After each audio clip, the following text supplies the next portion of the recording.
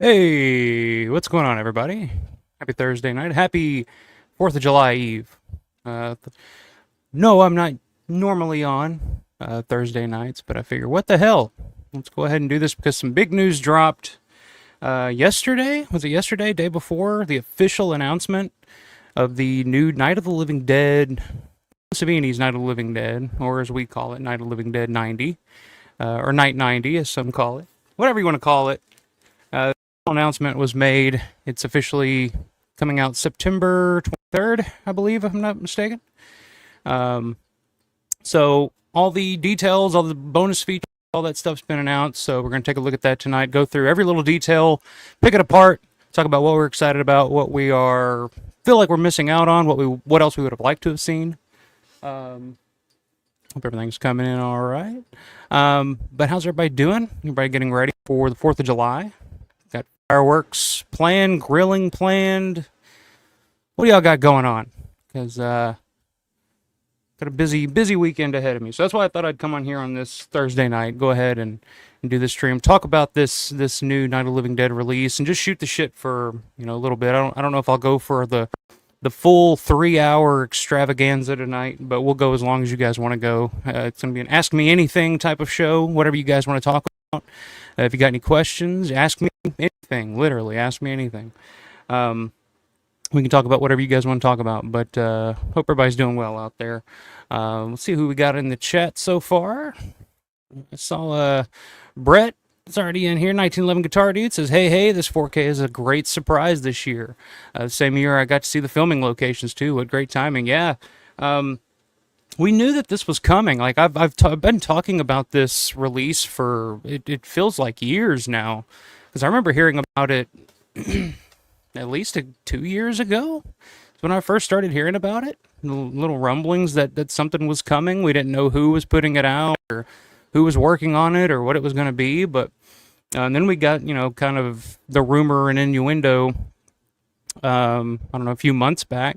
I did a little. There's a video on the channel for it where I was talking about the whole this is the version that Savini always wanted type of thing, and we'll discuss kind of what we think it's going to be, what we're kind of hoping for, what we expect, because I'm not really too sure. There's the work print version that's out there. It's floated around for years. Apparently, if you ask Savini about it, sometimes he'll give you a copy, like a burned, DVD copy of it at a convention or something. I've heard him doing that before. It's a pretty rough little cut. All the music and stuff. I don't know. Fucking Abby, shut up.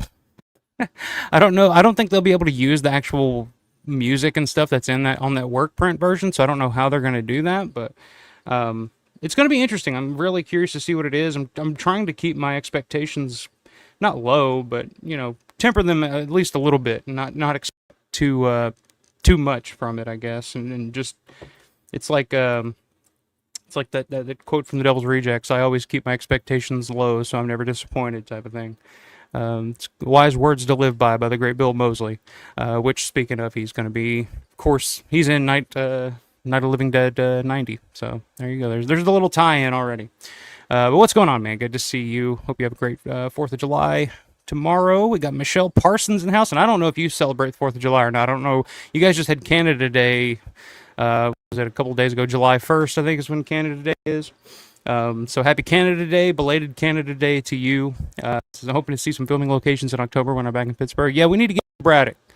That's the plan. You, Grande, we need to come up with a little group, a little gang, and I'll fucking get out to Braddock and see where the real G's hang out in the Pittsburgh area.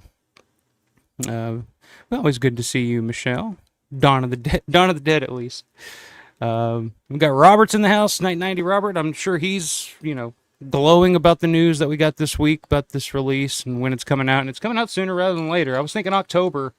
That was kind of my guesstimation on when it would have been coming out, but we're getting it a little earlier than that. So it's exciting news. So good to see you, Robert. We got Steven Ustrak Jr. is in the house. Howdy, campers. What's up, brother? Hope you're doing well. We got the man, Matt Landrum, is in the house. Hey, everyone. Assholes are already shooting off fireworks from neighborhood. Dogs are loving it. Yeah, as you could hear, my dogs are already kind of losing their mind, but nobody's shooting fireworks yet, which is kind of surprising because usually in this neighborhood, they shoot off, seems like thousands of dollars worth of fireworks every year. So I'm kind of surprised I'm not hearing anything. There was actually a stream I did 2-3 years ago, whatever it was, like when I first started doing the channel, where I tried to do a stream on the 4th of July, and it just did not happen. Didn't work because it sounded like fucking World War III outside. So, yeah, it couldn't make it happen. But it's actually surprisingly very quiet here right now. So, fingers crossed, and let's hope it stays that way. But hope you're doing well. Hope you have a good 4th tomorrow as well. Hope you got some plans, some fireworks to shoot off of your own. Let's see that. Ed Schrader Music and Entertainment's in the house. What's up, Ed? And of course, if you have not seen Ed's tribute or whatever you want to call it that he did of me and Big Daddy, or as I call it, Chocolate and Vanilla. That's our new duet name. I posted the link on the community section on my channel, so check that out. It's a bad acid trip, let me tell you. But there's something mesmerizing about it at the same time. I don't know. But Ed's saying, of course, it comes out after Tony Todd dies. Yeah, that's the big thing too. It's unfortunate. I'll have to go back and look. I mean, we'll look at all the specs and stuff and what all the bonus features and stuff, but I don't remember seeing anything with Tony featured on this, unfortunately. I could be wrong. Let me look. I got it pulled up here already. We'll look at it here in a second. But yeah, nothing with Tony Todd. So yeah, that's unfortunate. Yeah, that does kind of suck. But having a little Jack and Coke tonight. It's a a let loose kind of night. Like I said, it's whatever you guys want to talk about. Ask me anything, whatever you guys want to do. I'm down. I'm game. Michelle says, sorry to hear that, Matt. Your poor dogs. Yeah, well, it's funny. My dogs, like, Abby gets really freaked out when it comes to, like, smoke detectors and just little things like that, but she doesn't really seem to give two shits about fireworks for some reason. So I don't know. I don't know why that is. Um, we got John Vulo in the house. What's up, John? Good to see you. We got Stezio Decardi is in the house. What's up, Stezio? Says, hey, so Night 90 talk on Return of the Living Dead Day, Zombie Overload. That's right, it is Return of the Living Dead Day, July 3rd. It's the day that that little skirmish, that little thing happened over, down the road in Louisville all those years ago. It's so funny because, like, Return of the Living Dead, like, growing up, that was, like, one of the zombie movies that, like, all my aunts and uncles always talked about because it was, supposedly a true story that took place in Louisville. It was, like, the one thing that, like, people from Kentucky could actually, like, claim as their own, I guess. I don't know. It was Return of the Living Dead, took place in Louisville, Kentucky. So I always heard my aunts and uncles talking about that. They were like, "Oh, is that the one that supposedly took place in Louisville?" And I'm like, "No, no, no." But it's very excited to pick it up in September. Yeah, it should be. And speaking of Return of the Living Dead too, they for Living Dead weekend this year, they're actually already announcing some guests from Return of the Living Dead. They've been announcing a shitload of them today, so we'll take a look at those and see and see what they got planned this year. Who all is going to be there? Michelle says, I'm working on the 4th of July. That will be day 19. How can you work on the 4th of July, you fucking Canadians? Come on now. Celebrate the independence of the greatest neighbor a country could possibly have, the United States of America. We come on. Come on. You're welcome to come over for the barbecue. Let's see, we got Paul is in the house. Paul Farver, Paul Synth/Drum says most communities here in southeast Wisconsin are doing some drone shows tomorrow instead of the fireworks. That's interesting. I've never actually seen a drone show in person. I've like seen them on TV and shit, but I've never. We're all like we're Kentucky, man. We're Kentucky, Indiana, Tennessee. This whole area, it's fireworks. People like to get their own and fucking blow their own fingers and shit off and. And yeah, I'm telling you, this neighborhood where I live now, it's they spend thousands and thousands of dollars. Like that's our plan tomorrow is just to kind of hang out here at home, grill, and fucking watch the fireworks in the neighborhood because it's just as big of a firework display as any one that you could go to. It's pretty insane. Hope you're doing well, man. He says kind of nice, but you can't beat a good fireworks. Yeah, you can't beat. Which I mean. Honestly, at this age, like, I don't really care. I like it for my daughter. Like, last year was the first year that she actually saw fireworks for the first time. So that was kind of cool, and she'll be, a little more... It's funny, because the older she gets, the more human-like she becomes, and the more she can appreciate things like fireworks and stuff as a kid. So every year, it's a little more exciting to see her reaction to everything. But for me, it's just like I could do it. It's just a nuisance. I'm just an old crotchety guy at this point. I'm just like, yeah, I wish they'd shut the hell up with them fireworks. I don't want to hear them. That's just me now. I'm just like, I don't give a fuck. Like, come on. And they're so expensive now too. I mean, Jesus Christ. It's saying don't forget the Tom Savini and Eric Clapton duet on Living Dead Weekend Facebook page. Yeah, that's right. There's a Tom Savini and Eric Clapton duet on the Living Dead Weekend Facebook page as well. What was it? Cocaine instead of cocaine, it was moose clit. Yeah. Which, if you guys don't know what the moose clit reference is, that's when the brain of the Major Cooper in Day of the Dead when he's on the table, the brain always that was kind of the inside joke on the set is that it looked like a giant moose clit, so that's what they called that prosthetic or that piece was moose clit, which we actually got to see that from Dave Burien this year at Living Dead Weekend. He actually has the legit actual moose clit that they used in the movie. So we actually got to see that in person this year, which is pretty cool. Steven says, my biggest hope for a new version of Night 90 is more gore. That was my biggest problem with the movie originally. Why remake the movie to begin with if you didn't have more gore in it? Well, I think that's the biggest thing. If I were to guess, that's kind of the biggest thing that people are kind of expecting, and I think that's kind of what it's going to be. I don't think there's any extra scenes or anything that are going to be added to it. Not that I know of. I don't think they shot any extra scenes that they didn't put in the actual film. I think there's going to be like minor changes here and there, but I think a lot of it is just a lot of like the exit wounds. There's going to be more blood and a little more gore. But I don't think I honestly don't think there's going to be like a feasting scene. I don't think there's going to be a lot of blood and guts and stuff the way that I think a lot of people would have liked. Because even in 1990, you got to think back in 1990, that was already around the time when like the MPAA and those groups were already starting to crack down on blood and violence in movies. I mean, by the 90s, I mean it was pretty much tame, tamed down compared to what it was like in the early 80s. In the Savini splatter, slasher era. That kind of got the ball rolling. So by the time 1990 rolled around, it was the same story with Leatherface, Texas Chainsaw 3. The same story with that, with Jeff Burr, the director of Chainsaw 3, always talked about. He was like, there was all these great effects that just ended up getting cut out of that movie because the MPAA would not allow it, and then, by the time 1990 rolled around, I mean, Romero did it for years, released movies unrated and stuff, but by the time 1990 rolled around, it was like unheard of to release a film unrated. It was either R or, I mean, they would give you an NC-17, but that was basically just saying like, oh yeah, this movie's not going to play anywhere. Like it's going to get no play if it's NC-17. So it had to have an R, or the studios were not going to go for it. And I think it's kind of the same thing with Night 90. I mean, I think, like I said, it's the biggest thing. I think it's going to be a lot of the exit wounds, the gunshot wounds, the bullet holes, and all that stuff. I think all that's going to be kind of put back in. But I don't know. I know Savini mentioned it. He kind of talked about it on Facebook the other day when the announcement came down. He kind of made a little post about it and mentioned the whole black and white to color thing. I think that's been restored into the film. So like the first, like when the car is arriving, which if you've ever seen the work print version of Night, the opening is much longer. It's more drawn out. There's more dialogue between Barbara and Johnny on their way to the cemetery. And I think maybe that's going to be all restored back into the film. And I think all that's going to be in black and white. And then once they get to the cemetery, I think it comes into color to kind of let you know, oh, this is a new version of Night of the Living Dead.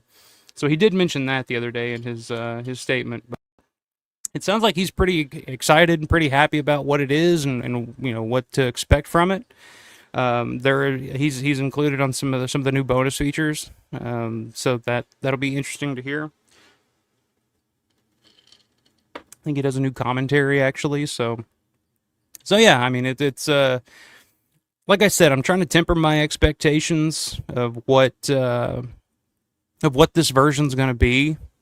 Like, I don't think it's going to be some brand new, like, a completely new film or anything like that. I think it's just it's gonna add a few more of the flavors and the spice and the sugar and spice, I guess, to kind of enhance the film a little bit. That's just my expectation. If they have more, that's going to be just gravy on top. That's just going to be even better. So, but yeah, we'll talk about that a little more here when we go through all the bonus features and stuff that are going to be on this thing.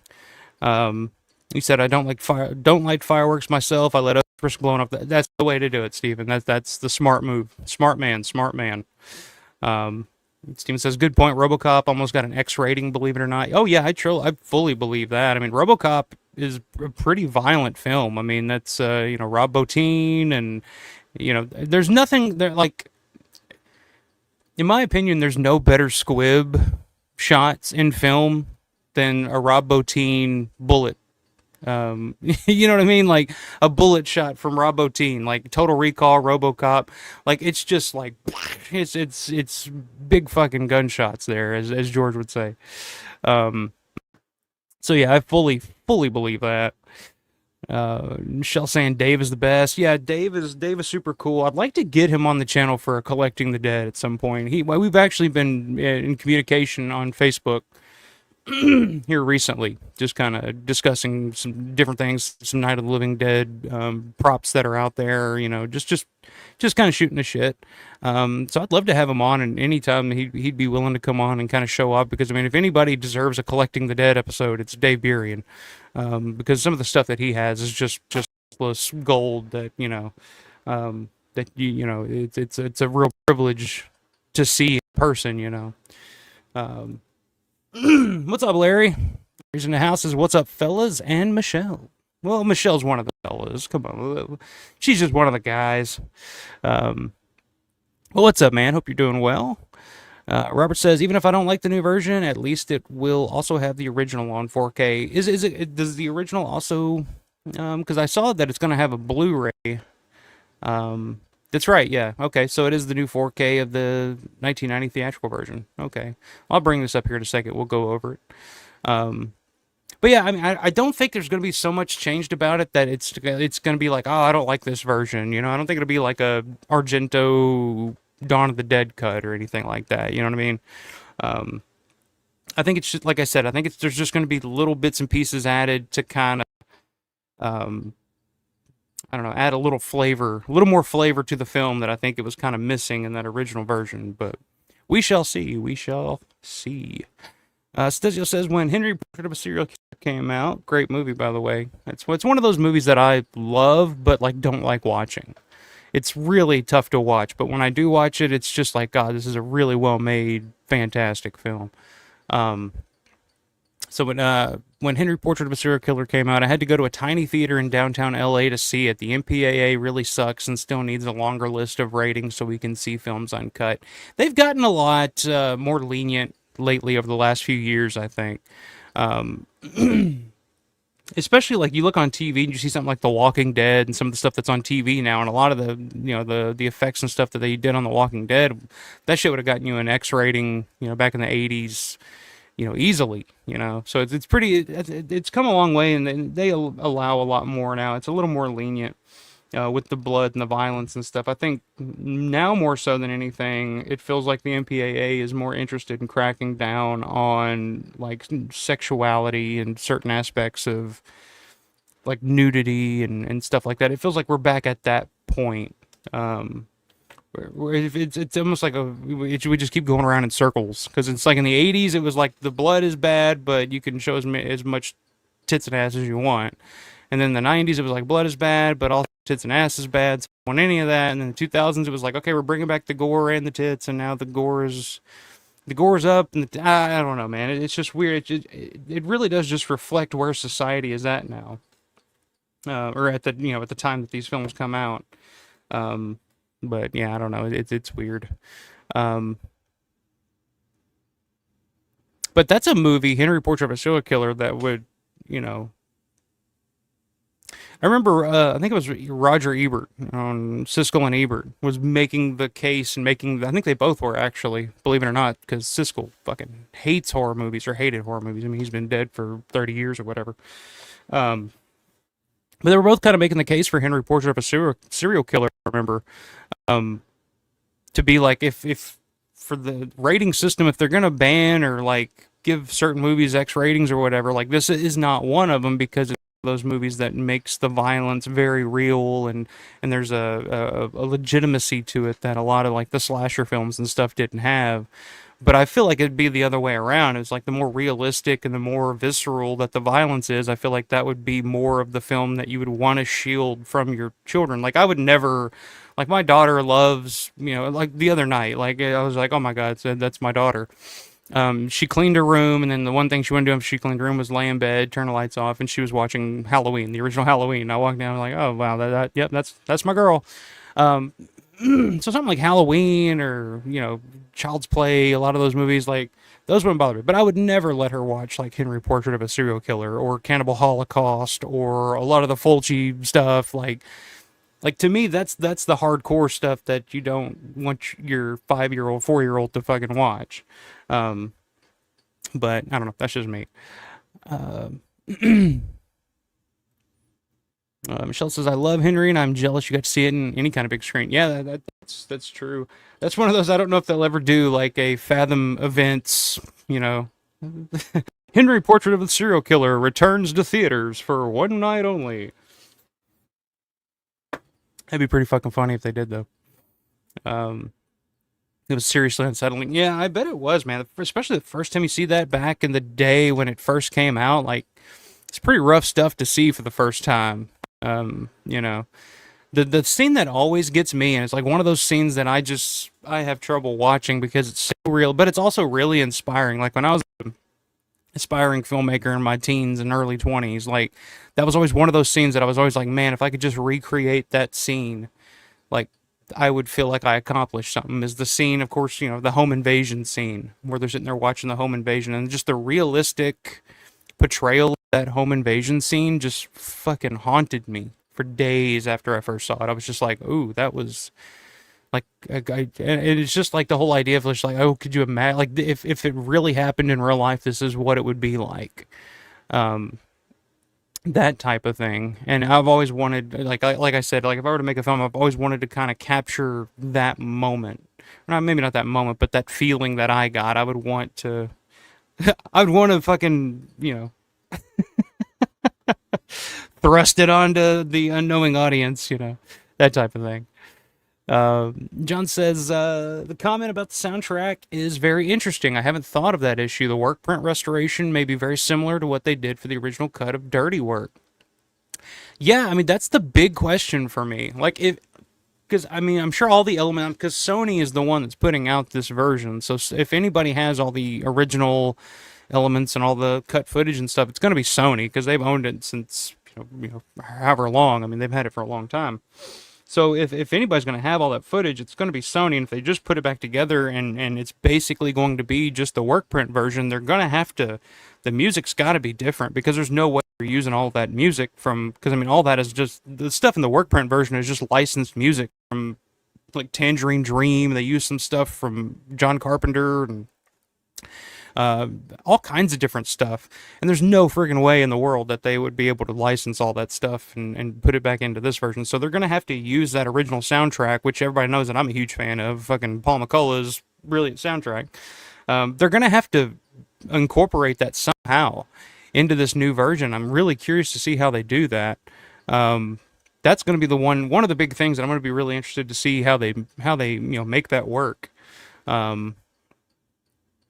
Because that's all I'm thinking it's going to be. It's going to be just a cleaned up 4K version of that work print version. Because that's the one that Savini's always said, like, this is my vision. And so if you've seen the work print version, I think it's going to be just a 4K version of that. But the music cues it's going to be interesting to see what they do with that, because it's a completely different soundtrack on that work print version.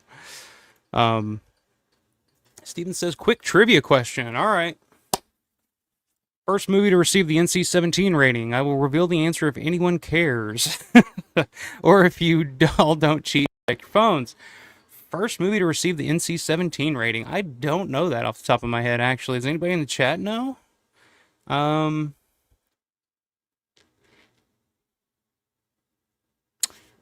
Yeah, I don't know that. Larry's saying cast a deadly spell. Steven's saying, sorry, it's not correct. Larry is saying, yeah, I just looked. Let's Google it. Let's look. Let's see who's right on this. First movie to... That's a good question. I don't actually know that, and I don't know if I've ever actually heard the answer to that. To receive... Actually, I do feel like I've heard that somewhere before, but I couldn't tell you what it was.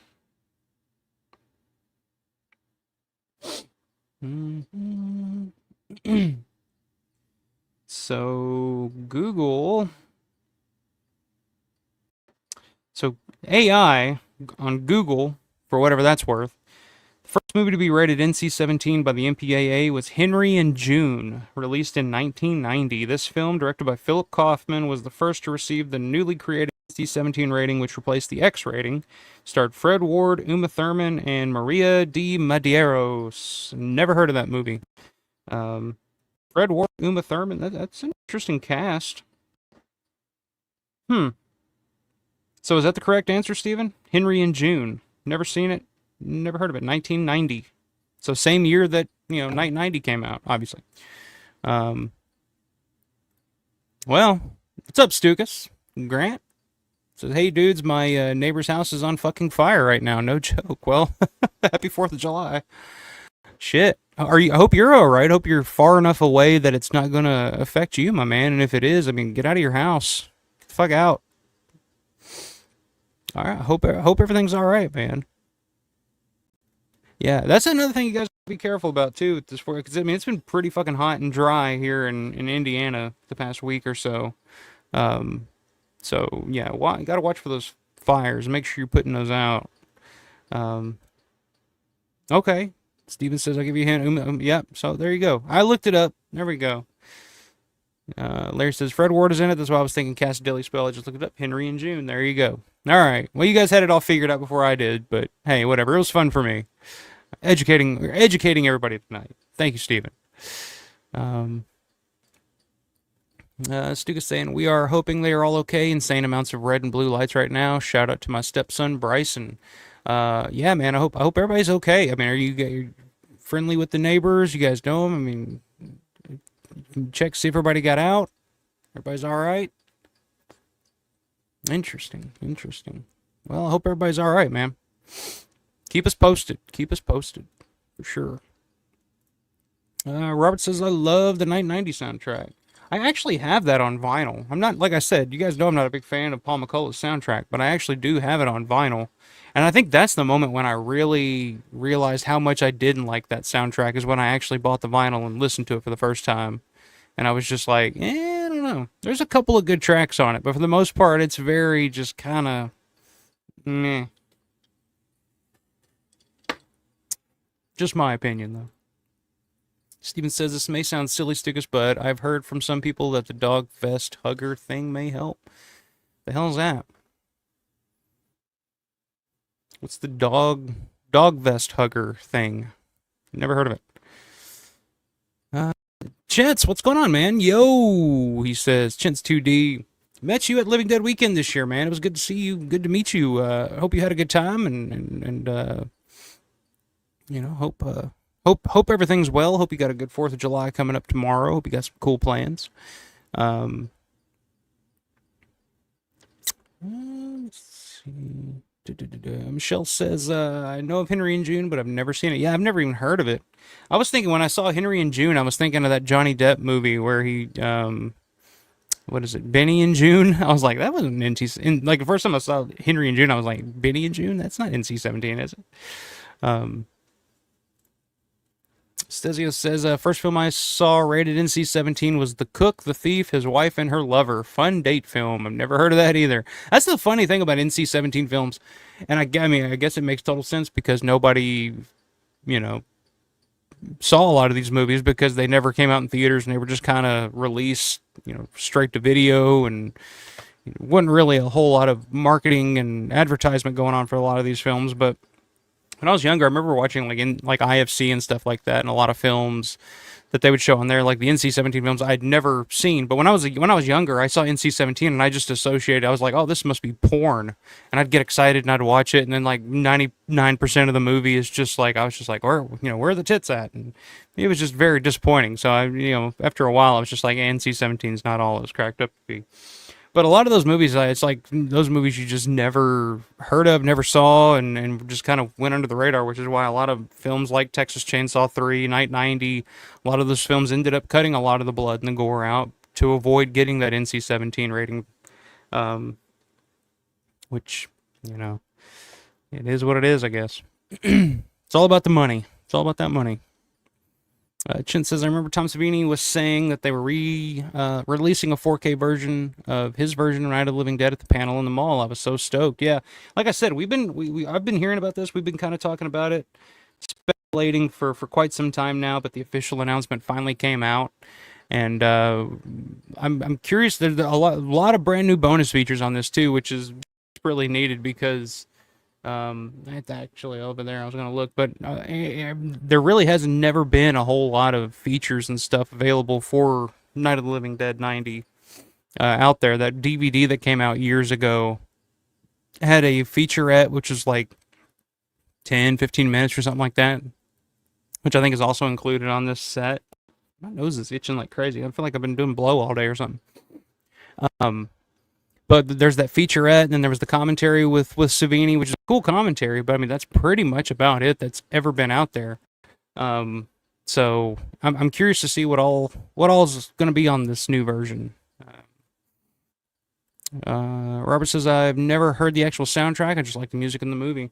I mean, it's all the music in the movie, but actually sitting and listening to it as a as a record, as an album, it was just a little like by halfway through, I was just like, I don't know. Um, like I said, there are some pretty cool cues in it that I do appreciate. Steven says, interesting film, Michelle. I went back to watch it after seeing Pulp Fiction. Really dug Uma in Pulp. Oh, yeah. She's great in Pulp Fiction. Which, speaking of Pulp Fiction, just found out today, I think when the news dropped, that Michael Madsen passed away. I think he was like 67, I want to say. So, yeah, that was kind of surprising. I mean, I wouldn't say surprising. I mean, you could tell he probably lived a little bit of a hard life, kind of a party life. But man, what a career! What I mean, Reservoir Dogs and Kill Bill Volume 2, all those Tarantino films. I mean, the man was in all kinds of stuff. Um, Great actors, some memorable characters, memorable performances. So yeah, I mean, just talking about Uma and Pulp Fiction just reminded me of Michael Madsen. So rest in peace, Michael Madsen, and of course the brother of Virginia Madsen, who was wasn't she the Candyman? Was she the star of Candyman? She's been in quite a few things too, but yeah, that sucked to hear today when I saw that.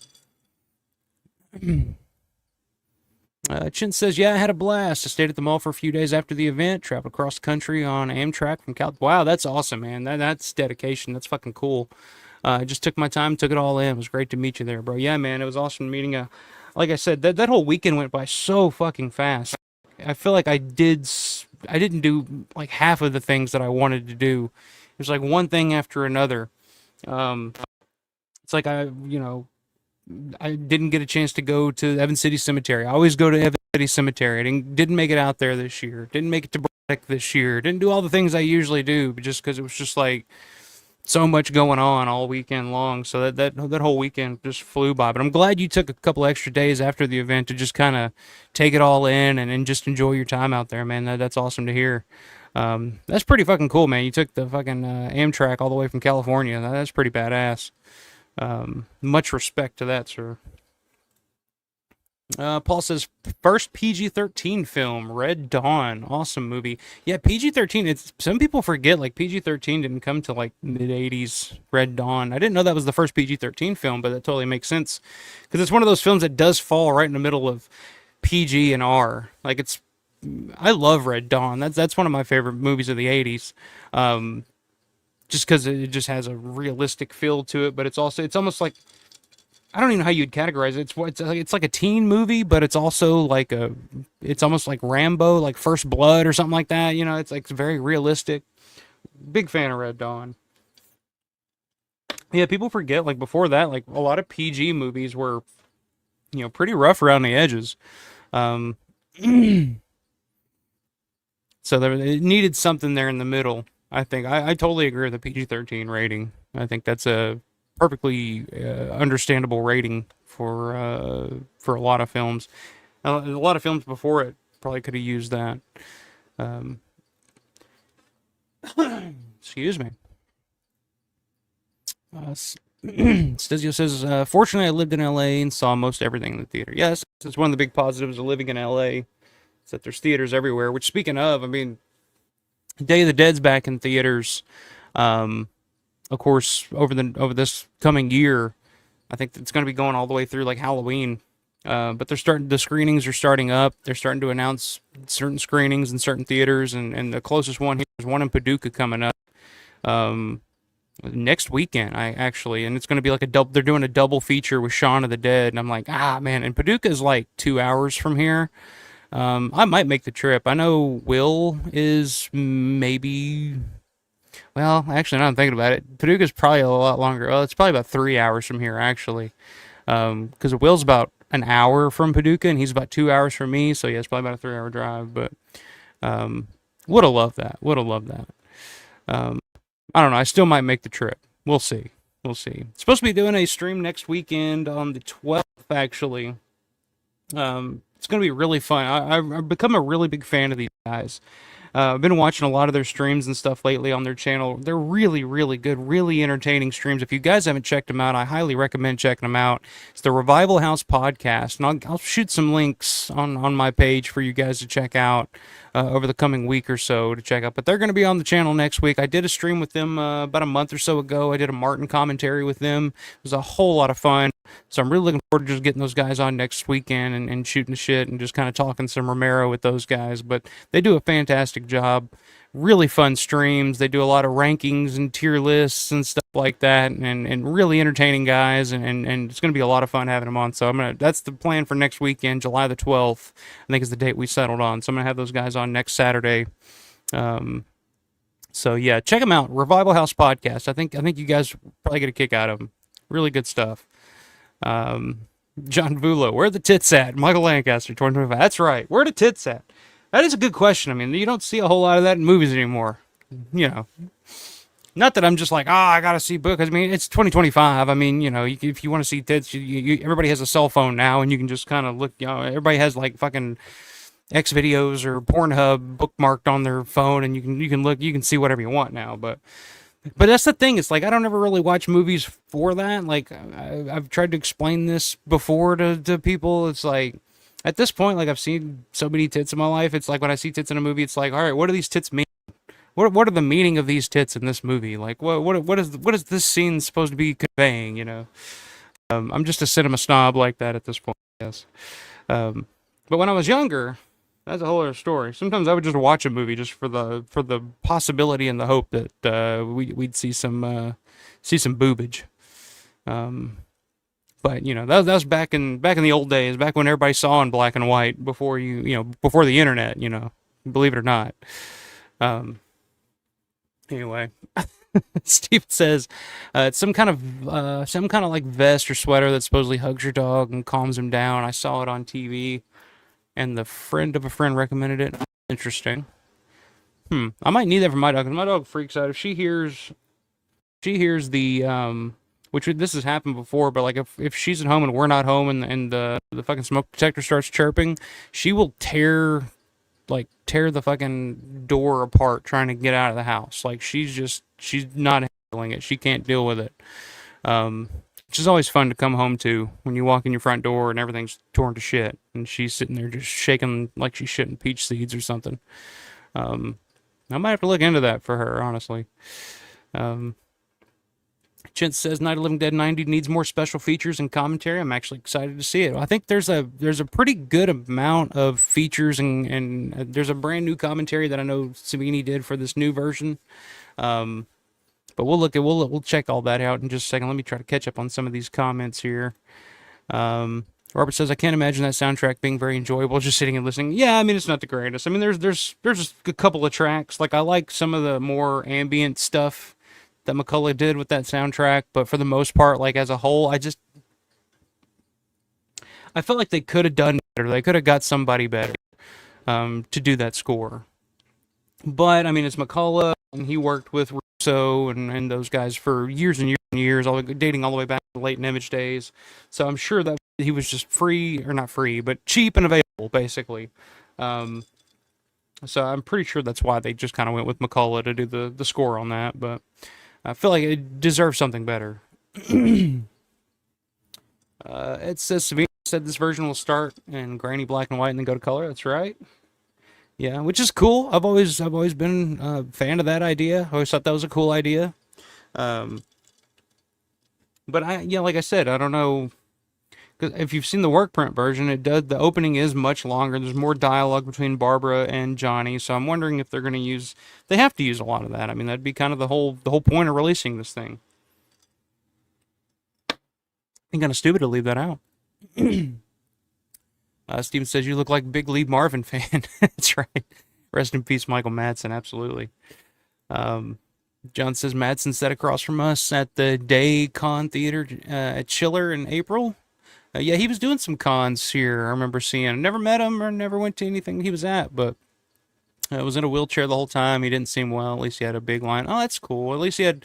I'm sure. I mean, Michael Madsen. I mean, he's, like I said, done a ton of shit. But yeah, I mean, I didn't know he was in that bad of health that he was actually in a wheelchair and actually didn't seem well. like I said, like I just always got the feeling that he was just kind of one of those guys that did a lot of partying in the '90s and just kind of, really, really lived life to its fullest. Um, Chin says also Larry's a damn legend for putting together those Monroeville tours. Absolutely. If like I said, there's another one coming up in October. They've it's Return of the Living Dead's the big theme this year. They've been announcing some guests all day today. Actually, I mean it's July 3rd. It's Return of the Living Dead Day. What better way to do it? Um, we can look at some of the guests later. Um, but but yeah, if you're going in October, if you've never been and you've never taken Larry's tour, definitely take it. I'm telling you, like Brett, 1911 Guitar Dude, did the right thing. Like he didn't show up to the event until that Sunday, and for his first time walking into that mall was showing up for Larry's tour at 10 a.m. that morning. That's the honestly the coolest, the best way to fucking do it. If you've never been to the mall before, if you've never seen the mall before, and your first experience being in the mall is Larry's tour, it's like that Larry does such a good job of taking you back to 1977, 1978, and it's almost like he can project the film into the, because the mall has changed so much. I mean, it's 50 years ago since this, 50 years or so since the film was shot. So a lot has changed. There's been a lot of remodeling and upgrading, and stores are different and everything.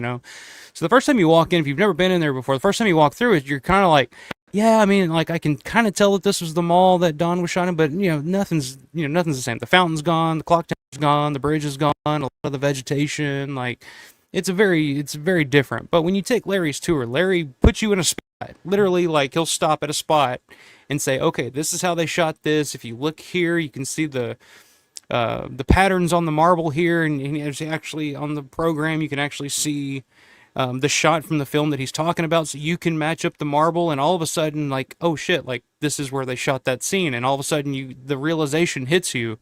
You're like, oh shit, I'm standing right in the spot where they shot the scene. It's fantastic. I mean, he works his ass off, and I don't know how he does. He did 4 this year, back in June.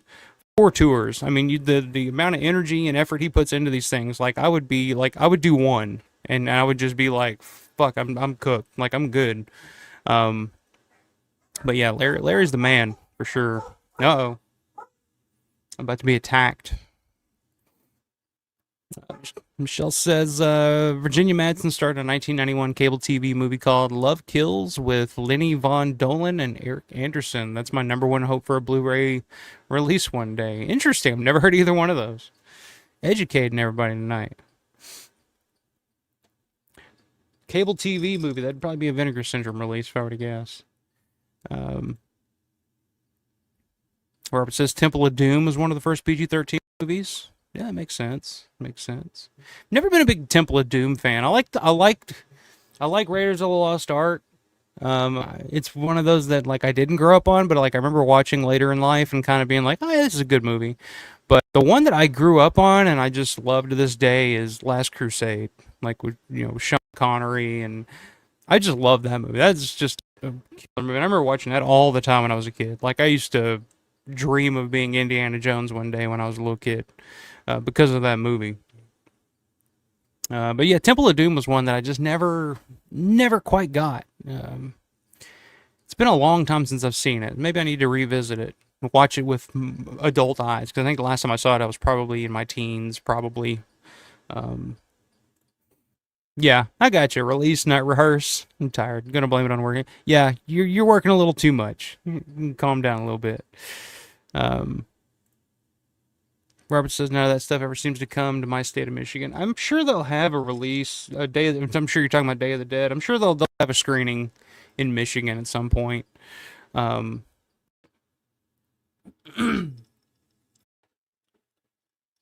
because they just announced some. There's a lot of states that don't have any screenings going on. Right. But like I said, this is going on pretty much for the rest of the year, so I'm sure they're going to add quite a few different screenings.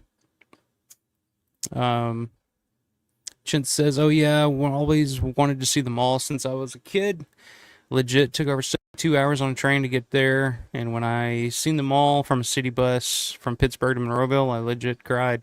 I did too, man. I'm telling you, like when I pulled up first time at that biker entrance, it was overwhelming. It was like, holy shit, I'm here.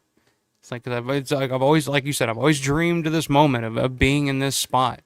So that's awesome, man. I'm glad you finally got a chance to see it, because I mean, like we've been talking about, who knows how long it's gonna be around. So get there while you can. Um, yeah, definitely bucket list material for sure. Um, Steven says, nice pick, Michelle. They were also in Electric Dreams. Never seen that either. Y'all are digging deep tonight. I respect it. I respect it. Stetio says 1990 Temple and Gremlins were actually the catalyst for the PG-13 rating creation. Both were released as PG and pissed off parents. I could totally see that. Gremlins especially. Gremlins is one of those that my daughter loves. When you watch it, there's a lot of shit in there that you're just like, that's pretty rough.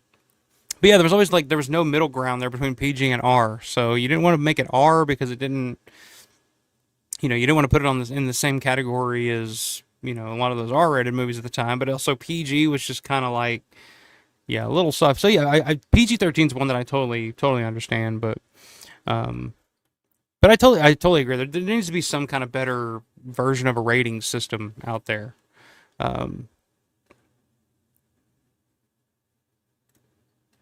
Chin says meeting you and Larry was definitely a treat. Well, man, it's always cool meeting you guys. Like, it's so cool because I do this. I come in here and I to me, like, you guys are just like your names, and I see your profile pictures and stuff like that, and it's just always like I feel close to you guys because it's like I know you guys. We talk, whatever you want to call it, talking for once a week for the last few years. Like, a lot of you guys I see every weekend, you guys are here, and it's really freaking cool. And then when you meet in person, it's just like, I can finally put the name. It's like we're finally meeting. So yeah, it's always super cool to meet you guys. That's probably one of my favorite parts about going to like a Living Dead weekend or any kind of convention now, is if I run into somebody who actually like watches the show, or actually knows the channel and stuff, and it's just like, oh wow, like I feel like I need to. I don't know. I just don't understand why anybody would give a shit, but I appreciate it a lot. I really do. Um, you guys literally make this channel go. Like, if you guys, because I mean, when I first started, it was just me, just kind of talking to myself for the most part. And I'm just like, brain farting and just, shitting out of my head about Romero. But actually getting to go back, I'm learning so much, and getting to know so much, like, with John Synth, like, it's like it's opened up so many new avenues, and it's made me think of these films and this work in a different way. And it's like I try to explain it to people. I think I mentioned this last week. It's like when I try to explain to people at work or something, it's like, oh, what are you doing on your YouTube channel? I'm like, hey, I just talk Romero, and they're like, oh, what the fuck is that? It's like, oh, zombies and stuff, and they're like, oh, okay, whatever. But the easiest way to just put it is just kind of like, oh no, like it's kind of like a big like film group. It's like, in high school you start your a film group or something where you all get together once a week and talk movies. Like, I feel like that's what we do here. Um, so if I could ever get a chance to meet all you guys in person, like, I'd love to just all get together and just go fucking have dinner or something one night or something like that. Like, but that's fucking impossible, because that's the sad thing, but also the beautiful thing about YouTube is that it's worldwide. Everybody's all over the world. UK, United States, Canada, Australia, Japan. Yeah, so any chance I get to meet you guys is it's always a blast, and a total pleasure for me. I agree, Steven. Hey, seeing boobs is an important part of cinema. It is. It is. Because sexuality is an important part of humanity. Like, that's the only way we continue, and that's becoming a big issue in a lot of countries. Is the decreasing population and birth rate decline. So let's not put down boobies, man. Well, let's embrace the boobies again. That's my new push for 2025. Get sponsored by Iron City Beer and free the boobies. We need more boobies in movies. Um, Since speaking, here we go. Speaking of tits, what was the movie we were watching after Night of the Living Dead Friday Night Watch Party? That was the classic Bill Heinzman directed film Flesh Eater. I had my first Iron City beer while watching that movie and forgot the name. Yeah, it's Flesh Eater is the name of that movie. Directed by Bill Heinzman, who of course was the original Cemetery Ghoul. Flesh Eater's a fun movie. Um, I think the effects in it are really good by Jerry Gergely. I think that's probably the strongest thing about that film. But it really is. It's Bill Heinzman doing the Cemetery Ghoul, but kind of make it, and it's more of like a slasher film than anything. Um, it's goofy. It's not a great film or anything, but it's fun. I enjoy it. Um, but I like some bad movies, so what can I say? You've never seen it before. Hey, you were in for a treat, sir. That's right, Flesh Eater. There you go. Um, Ed saying Michael Madsen said he made more money on Free Willy than every other movie combined, so it's the favorite film of his. I believe that, man. Free Willy was a big fucking deal back in the day. I remember when that came out. I was a kid and everybody was talking about Free Willy, but I didn't get it. Like, 'cause I think what did that come out? 93, so I was probably like 5 at the time or something like that. I remember watching it and I was just like, what's the big fucking deal? It's a big fish, like who cares? Of course, when I was 5, I was watching like Code of Silence with Chuck Norris and Pale Rider with Clint Eastwood and Terminator 2 and Total Recall and Pretty Woman and Tales from the Dark Side of the Movie and Tremors and Sleeping with the Enemy. Like I was watching weird shit at a very young age. So like movies like I remember specifically like even like The Lion King. Like I remember when The Lion King came out, I was just like, oh, who fucking cares? Like, what was another one that came out that was big? Jurassic Park, even. Like, when Jurassic Park came out, I was just like, even as a kid, I was just like, eh. Like, dinosaurs are cool, I guess, but, I don't know, man. I just want to watch Pretty Woman. Yeah, I was a weird fucking kid. Um, Steven says, since we've had so much fun with movie ratings, I've got one more trivia question. All right, only X-rated movie to win an Academy Award. I don't know this. Desio saying Midnight Cowboy. That probably sounds right. Is it Midnight Cowboy?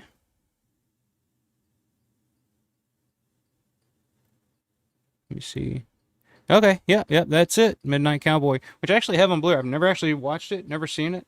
I need to check that out. It's one that I need to see. Isn't that the one that Savini attributes to like snapping him out of his post-Vietnam, uh, whatever you'd call it? Uh, can't think of the word. It's not comatose. I don't know. When he came back from Vietnam, he was like, yeah, his emotions and shit were turned off or whatever, and then that's the movie that kind of flipped the switch back for him, I think. Um, Larry says, thanks for the compliments, Chance. Yeah, you definitely deserve it, man. What's up, William? William Cobb in the house. From here, right here in Evansville, Indiana. William saying 4K great, but any director cutscenes, let me know. I love it. So like we were saying, earlier on the stream, I don't know if there's actually going to be any like full-blown scenes that were not included in the original version. I think a lot of it's just going to be a lot of the blood and the I don't know if gore is the right word, but some of the violence and the blood is going to be cut back into the film. I know the opening is going to be different. Savini has confirmed that it's going to start in black and white, and then eventually, transform into the color film that we know. But yeah, I mean that's the big mystery. I don't know what all is going to be included on this. If I were to guess, it's going to be very similar to the work print version. No, daughter is up. Hang on one second. I'm gonna.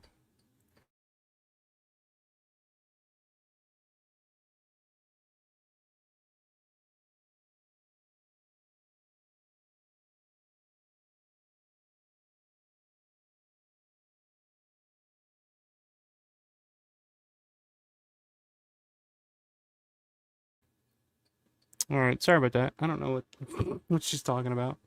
Um, but yeah. Anyway, that's basically. I forget where the hell I left off, but we'll go over all the specs here in just a second. Um, Let's see. Let's see where I left off here. Throwing off game all of a sudden.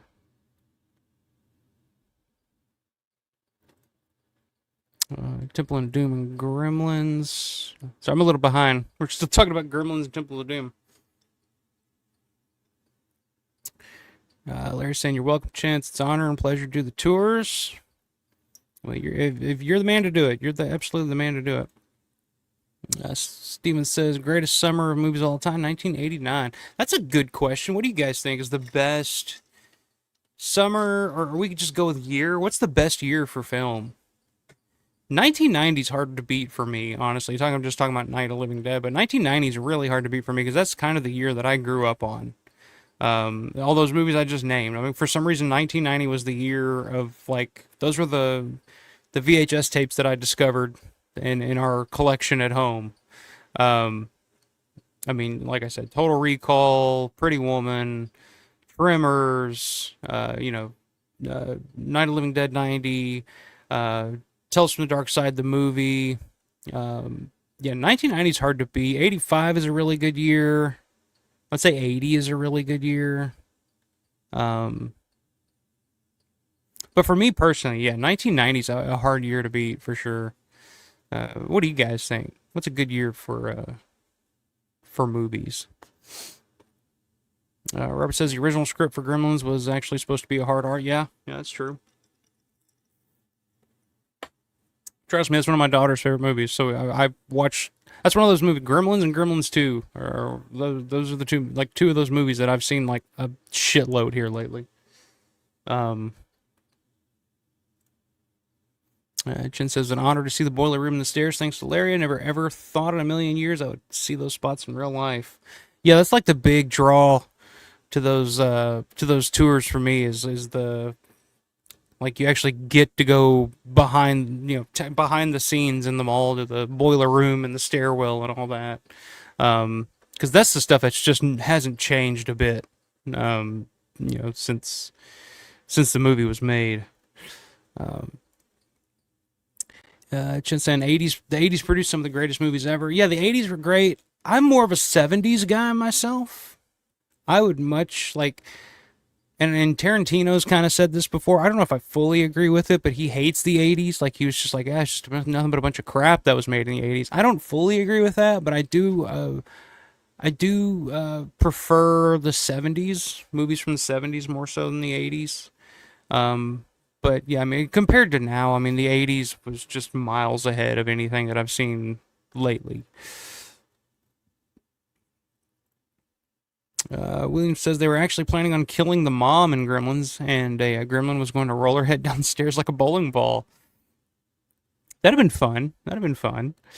And Chin says, I remember hearing about that with Gremlins and the mom. It would have changed the tone for sure. Absolutely. Canada. No. We're not celebrating Canada. We still got an hour. You can celebrate Canada all you want, but in an hour, it's 4th of July. It's USA. Which I had my light. I had a red and a blue back here, but the red's gone out, so I don't know. It's just blue again. So, John says, well, I'll definitely be around much more in October. Very cool. Definitely want to hang out as much as I can with John, because it's just, I want John and his iPad. Just I'll spare a couple hours for that at least. Just see what he's got on there. Steven says, I don't disagree about 80s cinema. However, I think the 70s had some of the best quality and eclectic movies of any decade. Yep, I agree with that. I fully agree with that. God, I'm really far behind. Sorry, guys. Robert saying Japan is the worst. I was like, why is Japan the worst? And you're like, they're in huge trouble population-wide. Yeah, Japan's really, really in trouble population-wide. That's for sure. Hey, Bonnie Bailey is in the house. Hello, Bonnie. Hope you're doing well. Good to see you as always. Stezio saying, group question, Shockwaves and Night of the Comet, classified as zombie films or no? I would say so. I mean, zombie films are so...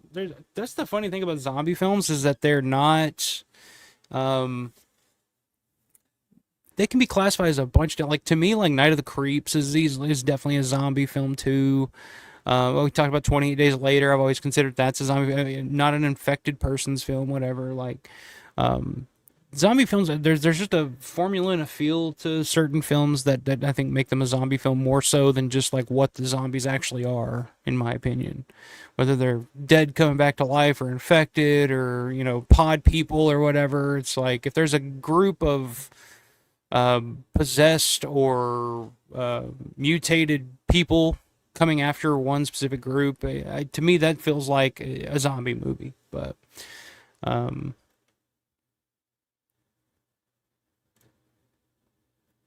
Jen says, for real, Free Willy was overhyped back in the early 90s. I was in the third grade and everyone wouldn't stop talking about it. Yeah. Yeah, I was never a big. That's a movie you don't really hear a lot of people talk about anymore. A great one, though, from the early 90s, from 93, that I was watching last night with my daughter, actually. And it actually has horror connections all over. It's fucking Dennis the Menace, man. With Walter Matthau and Christopher Lloyd and Paul Winfield. What a great kids movie. It's still funny to this day. Like we were watching it last night, and I'm just sitting here cracking up. My daughter doesn't understand. Like, why are you laughing? I'm like, you'll get it one day. Um, but that's a great one from like '93. That's still funny and holds up today, in my opinion. Dennis the Menace, and then the horror connection is actually directed by Nick Castle, who of course played Michael Myers in the original Halloween and worked with John Carpenter all those years. And so I always thought that was cool. I didn't know that as a kid watching it, but you get older and you find out Michael Myers directed Dennis the Menace. You're like, oh wow, that's weird. But then you watch it back and you can kind of see uh, the connections there with the Christopher Lloyd, dirty hobo character, the thief, and some of that's kind of scary for a kid to see, especially when he's like walking up to the little kid eating the apple and he takes his switchblade and he stabs the apple out of the kid's hand, and you're like, Jesus Christ, you'd never see that in a movie now. But he stabs the apple out of the kid's hand and like eats it in front of him and stuff. It's just like Jesus. Um, yeah, love Dennis the Menace. Hey, I was wondering about that, Brett. Brett said my last message put random words, not advertising for MSN. Okay. I was like, MSN. When did I talk about MSN? Uh, Steven says, good question. They definitely have zombie elements, but I might have to go more with Night of the Creeps because I don't remember any flesh eating in Shockwave. Okay. Yeah, like I said, zombie movies are, that's the thing. It's like, it's very, I don't know, subjective, I guess, what you would consider a zombie film. Chin says, wait real quick, where did you get that Iron City beer hat? I got this one. I got a couple of new Iron City beer hats from the actual Iron City brewery. In, where is that? I forget. It's outside of Pittsburgh. But they actually have a little gift shop and stuff in there. You can get all kinds of different stuff. They had a neon fucking light up sign that I was really close to spending $100 on, but I was like, I'll just get a couple of hats and call it a day.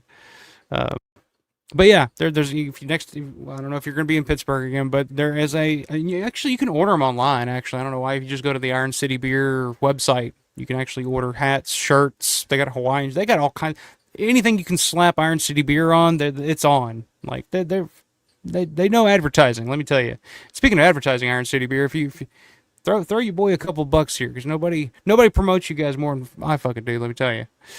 Um, Hey, what's up, Riverman? Speaking of the man himself, says, Happy 4th, brother. Drinking Iron City for 10 for me. Have a good stream. Thanks a lot, man. Yeah, Riverman and Aaron over on Revival House Podcast, like I was saying earlier, guys, check them out. Revival House Podcast on YouTube.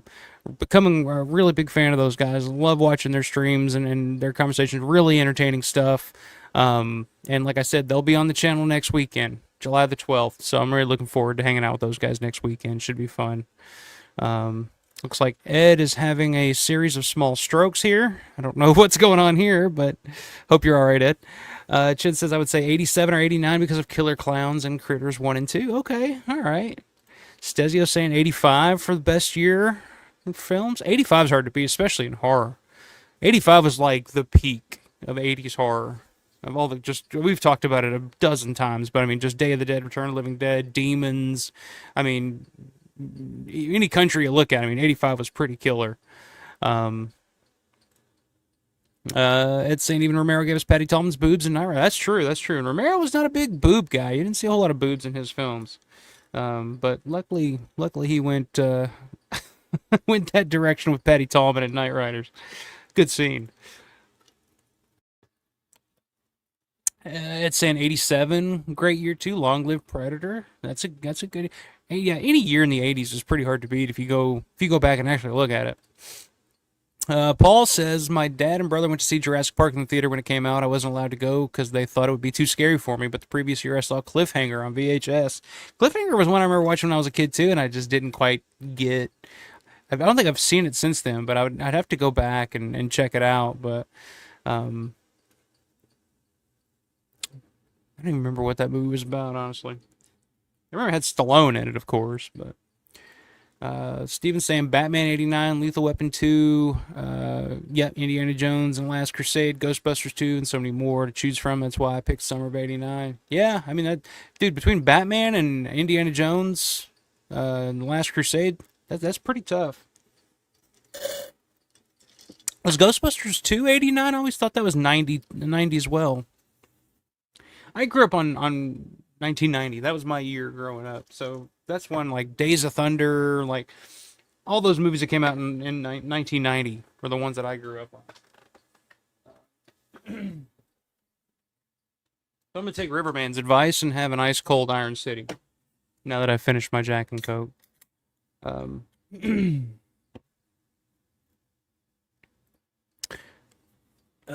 Breast and I finished off my Iron City supply from Pittsburgh. Like the new hat, thank you very much. I'm almost tempted to get. Oh shit! I'm spilling. Let me pour this. The head that holds and holds. Pour this into a glass and clean this up with something. I hate when I pop off too early. You know what I mean?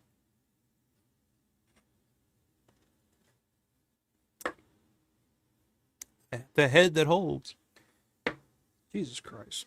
I got a mess here. I have nothing to clean this up with. God damn it, Iron City. Brett said, I'm almost tempted to get an Iron City tattoo and to get in there. Yeah, I saw that. Larry sent that over to me. Shared that on Facebook with me. And I don't have any Iron City tattoos, but it totally sparked the idea. I was like, dude, that might be my next tattoo. Either that or the Martin razor blade. But I'd totally rock an Iron City tattoo. It'd be like free advertisement. Again, more free advertisement for Iron City after they just spilled shit all over me. Uh-oh. Hold on, everybody. Hold on to your butts.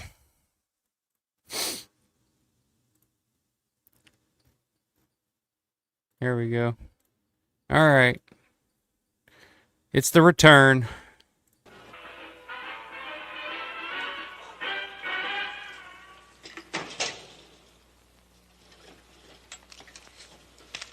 You never know.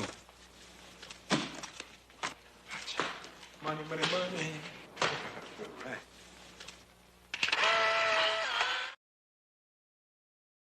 Jeff with the $7.19 super chat. Thank you very much, man. Down is up. What is down with you, my man? Says, hey, Mike, finally got to send you a super chat. Thank you. Well, thank you very much, man. I really appreciate that. Can you or anyone in the chat recognize the significance of the date?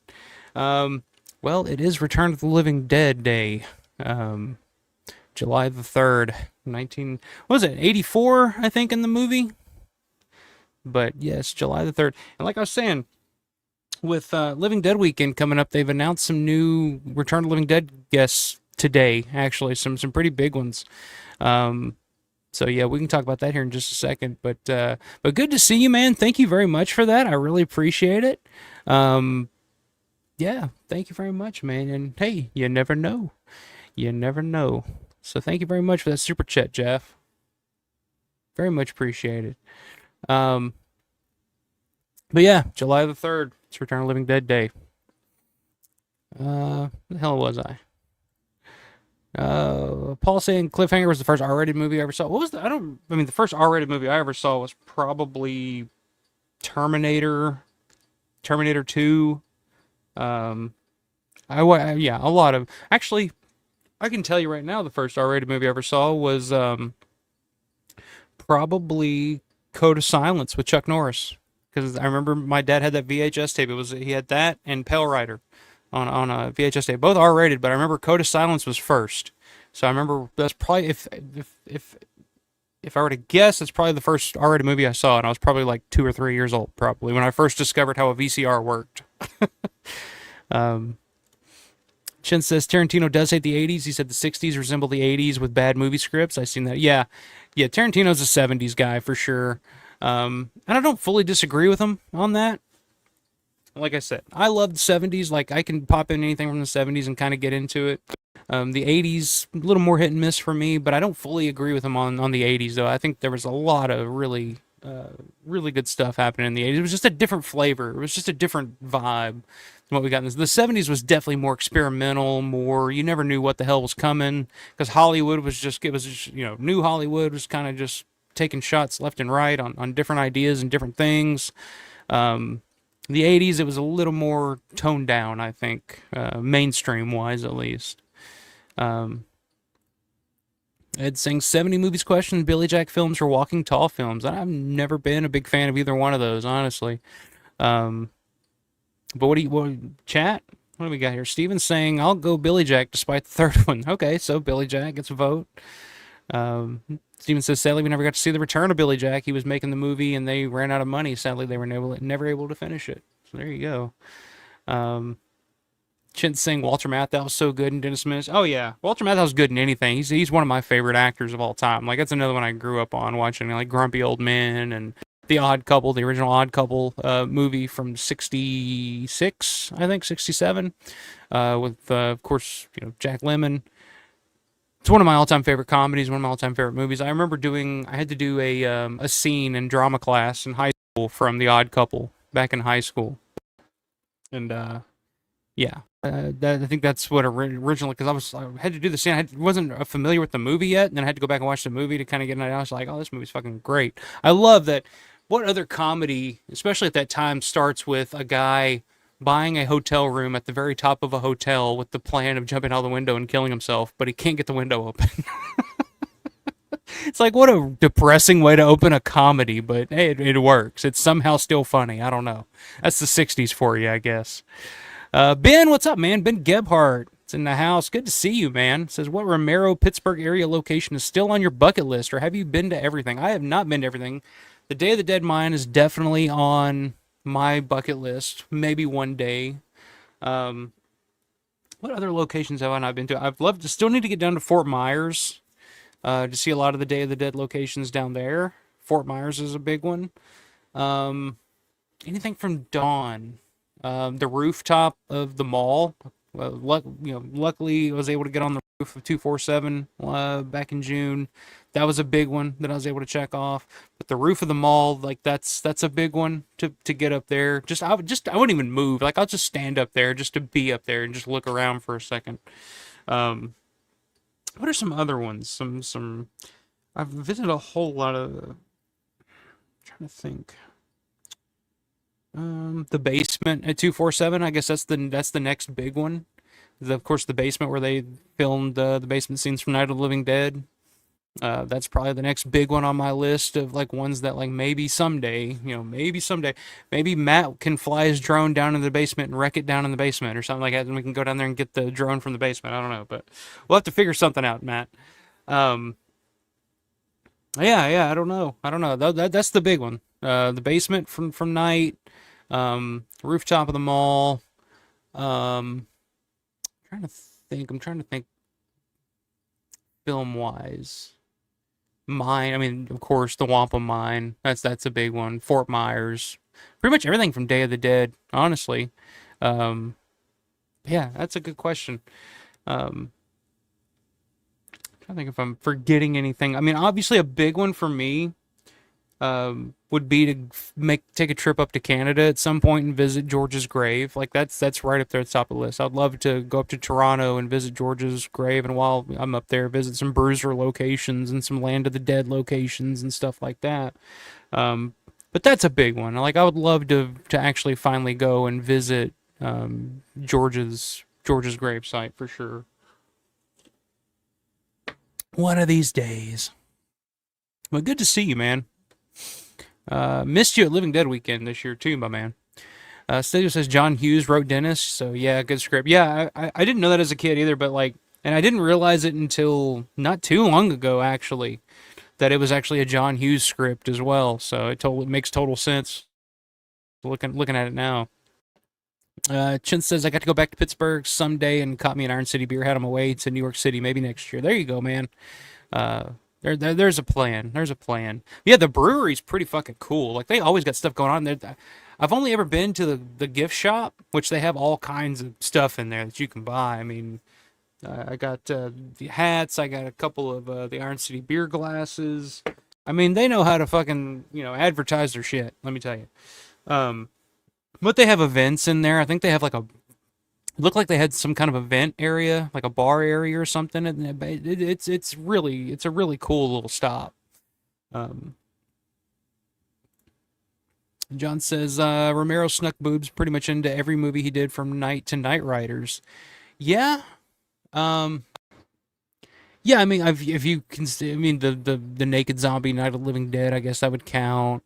Yeah, there's definitely some boobage in a little bit, not a whole lot in Vanilla. You see a quick glance of Judy Ridley's boobies. Uh, boobies. What am I, 5? Um, yeah, I guess that's true, just a little bit. But yeah, George was never one to have like overt, just like, the scene where the girl takes her top off just to go swimming or whatever, like a normal Friday the 13th or something like that. Um, William says, no, do not agree with Quentin on that. 80s were a great time for film. Yeah, like I said, I don't fully agree with Quentin Tarantino on that. But you also got to think Tarantino, the time period that he grew up, the nostalgia that he has is 60s and 70s, late 60s and 70s pretty much. And the 80s were just kind of like, which I understand where he's coming from because, I mean, the 80s in and of itself was, Reagan era. Like a lot of things were starting. I mean, that's when you start getting the crackdown in terms of the MPAA and what you can and can't do in films and stuff like that, and everything's a little more homogenized and sanitized. But yeah, I don't fully agree. There's still a ton of great films that were made in the '80s.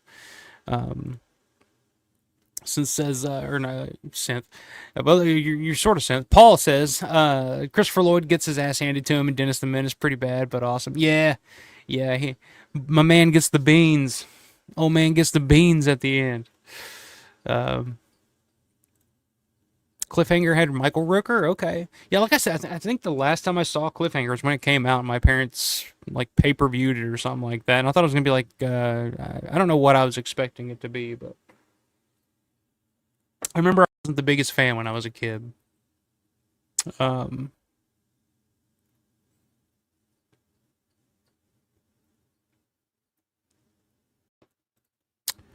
let's see. Chintz says Christopher Lloyd really did get his ass handed to him in Dennis the Menace, especially after eating that can of beans and farting while getting just strung to that bridge ceiling. Yeah.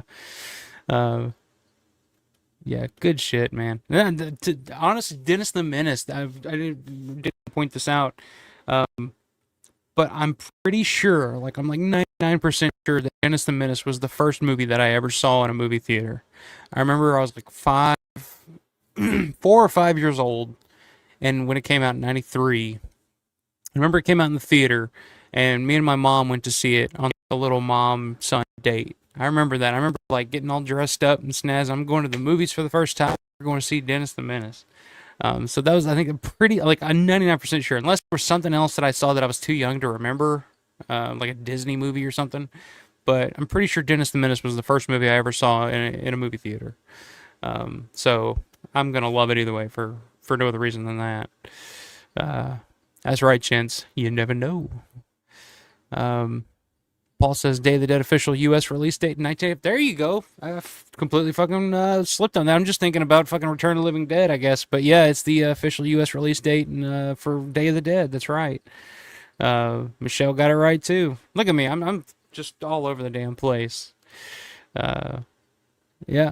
Okay. Y'all are ahead of me. I don't have my thinking cap on. I got my Iron City cap on, and I'm in the middle of like trying to avoid this puddle of beer here in front of me too. So forgive me, forgive me. John says, I suppose it's hard to pin down what is actually a release day, but day was at least released in the New England here today. Northeast. I think New England. NE, I think of New England Patriots. So Northeast here today, July 3rd, 1985. That's right. Yeah, it was pretty limited too. Limited release when that movie originally came out too. Um,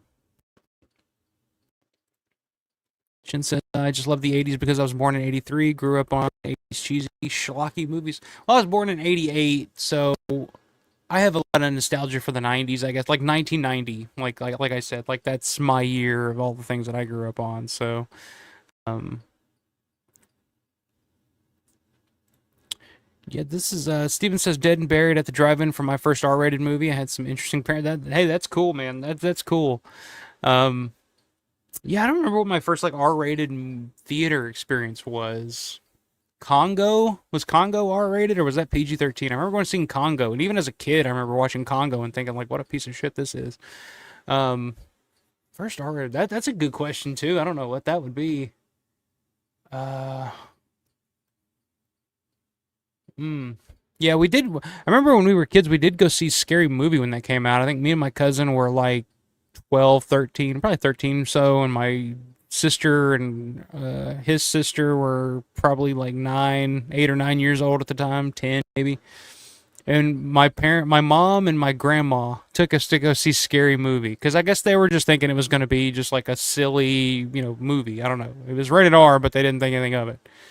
Um, but I remember sitting there in the theater and thinking we were just like laughing our asses off. But my mom and my granny at the time were just like when the glory hole scene pops up and the dick goes through the ear. I think my grandma was just like, I got to get the fuck out of this theater. She was not prepared for that. I do remember that, but I don't remember what my first R-rated movie would have been.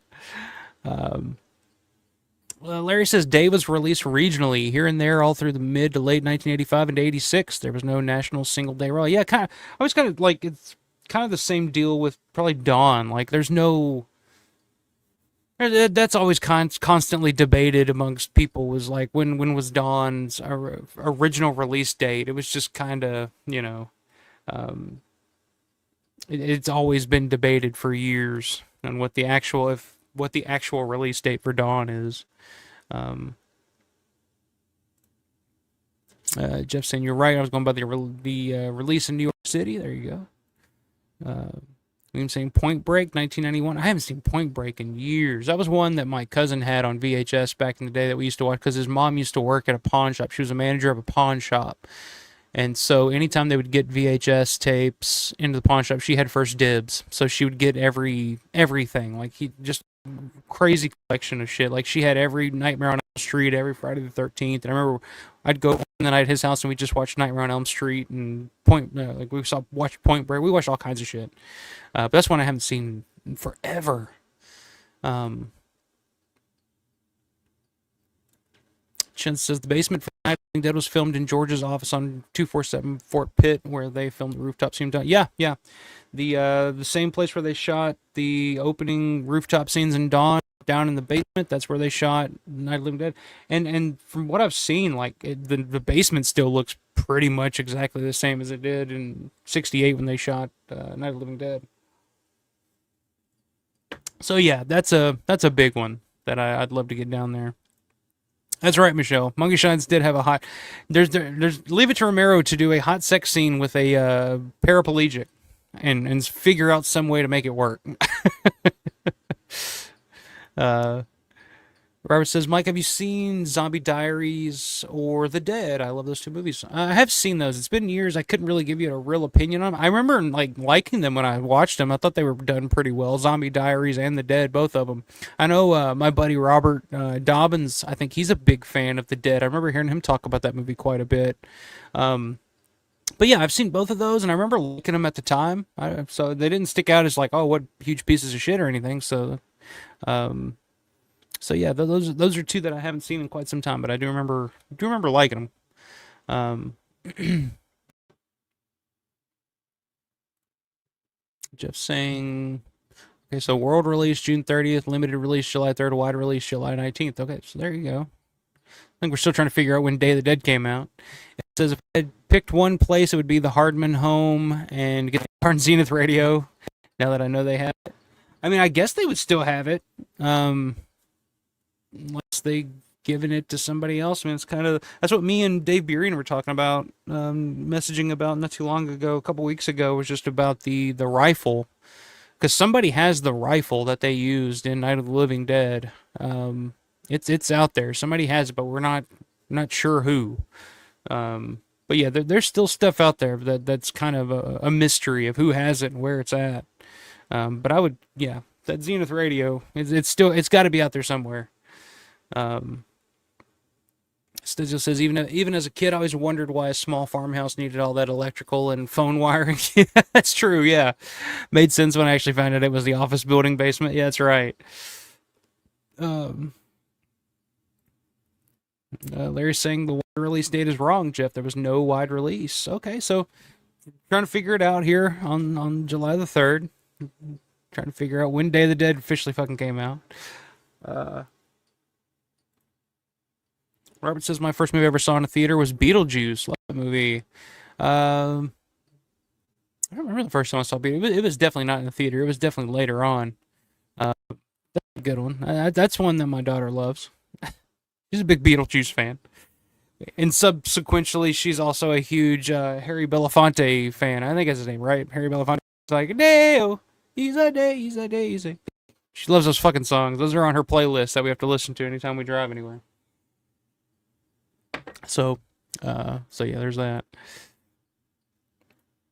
Chin saying, Robert, same here. Beetlejuice was also my first movie. My grandmother took me to see it when I was like 5 or 4. See, I think that's a perfect like intro movie for a young kid into like the horror genre. Because I mean, Beetlejuice is kind of horror-esque, but it's not a horror movie. Like, there's nothing terrible in it, but I mean, there's definitely some definitely horror elements in that movie. I haven't seen the sequel. I don't know if that's worth a shit or not, but the first one is pretty brilliant. I mean, that was just kind of when Tim Burton was just at his best. I haven't been a fan of Tim Burton stuff in quite some time, but man, late 80s, early 90s Tim Burton, it's like what a run that man was on.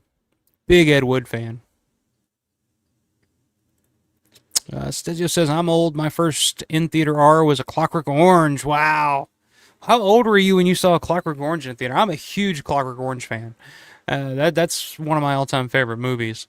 Would have loved to have seen that in the theater. Was that even an R at the time? I didn't even think that was an X rating back when it originally came out. Or I would think it would be. That's pretty crazy. That's awesome. I'm envious of that. John says, yeah, don't trust Wikipedia. I literally found the newspaper ad for Day's release on July 3rd. Also, Larry has a poster, and it's in Lee Carr's daybook. There you go. So, yeah, be wary of the Wikipedia, guys. Michelle says, my first movie in theater was Masters of the Universe, 87. Okay, very cool. It's kind of interesting to see what all you guys' first, like, theater experience movies was. There you go, Paul. My first movie I saw in theater was Little Mermaid. Aww. That's so cute. Hey, my daughter's a huge Little Mermaid fan too, so can't hate on it. Can't hate on it.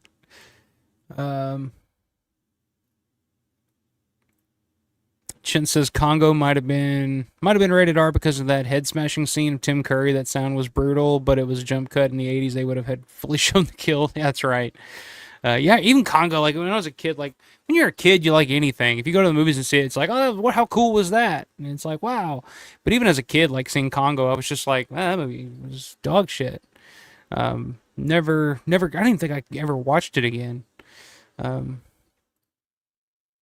Michelle says, I don't remember my first R-rated in the theater. Probably Jackie Brown when I was 18 because my parents didn't take me to movies. That's pretty cool. I'm a huge Jackie Brown fan. That might be my favorite. Honestly, that probably would have been my favorite Tarantino film up until Once Upon a Time in Hollywood. Every time I watch Once Upon a Time in Hollywood, I just fall in love with that movie more and more. So, like, Once Upon a Time in Hollywood it's right there neck and neck with Jackie Brown, but I'm a huge Jackie Brown fan. The soundtrack, the fucking Samuel L. Jackson in that movie is perfect. De Niro, Michael Keaton, Fucking who's the guy that plays Max Cherry? What's his name? Robert Forster. What a fucking killer performance by him. And of course, I mean Pam Grier. I mean how something about that movie. It's very different from a lot of other stuff that Tarantino did. But I love it. Every time I watch it, I just get sucked into the story, and I'm just like, the movie's like 2.5 hours long, but it goes by in like no time for me. Um, Larry says, I've done a deep dive into newspapers.com archives and discovered dozens and dozens of areas that got the film at different times, different areas all throughout the later half of 85. No wide release. So there you go.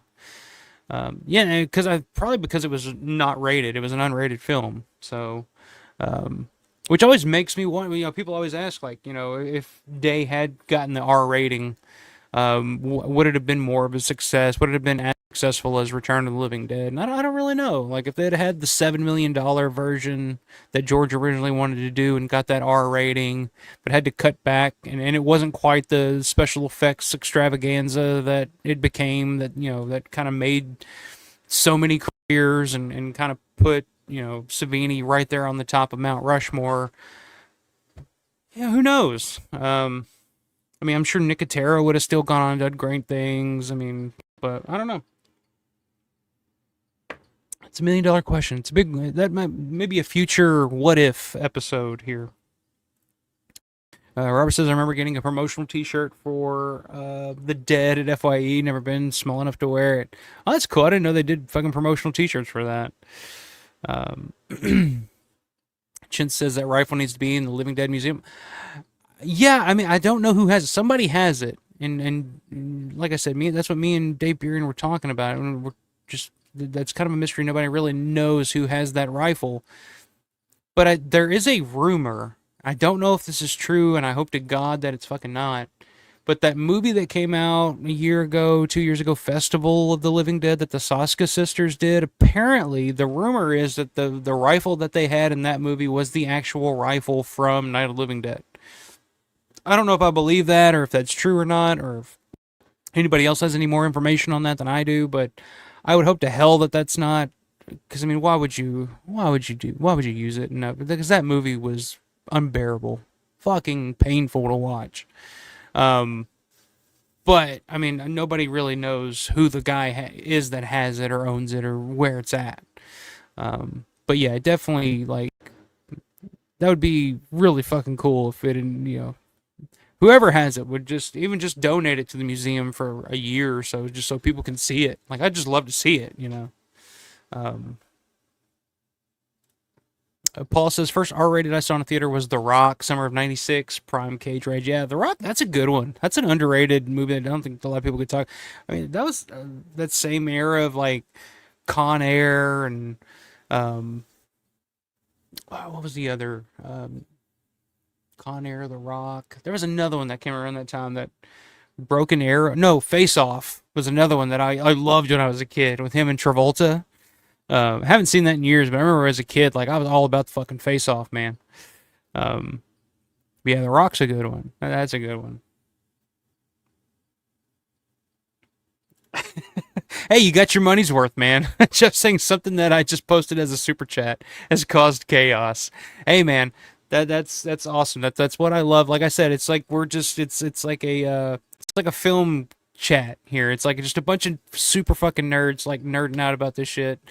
That's what I love, and like I said, I'm always learning and always open to finding out new information. But yeah, your super chat really fucking kicked the chat into gear, finding out, finding out more and more as we go. Because like I said, I'm learning with all you guys too. It's just cool to have guys like Larry and John and just guys in the chat that really know their shit to kind of come on and straighten shit out sometimes.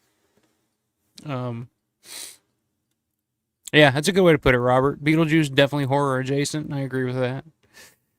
Larry's saying, nah, there's no chaos, just some bad info out there. It's all good. Same thing happened and happens with Dawn. Yeah, like I was saying, with the, what is the Dawn's actual release date? That whole debate that's been going on forever.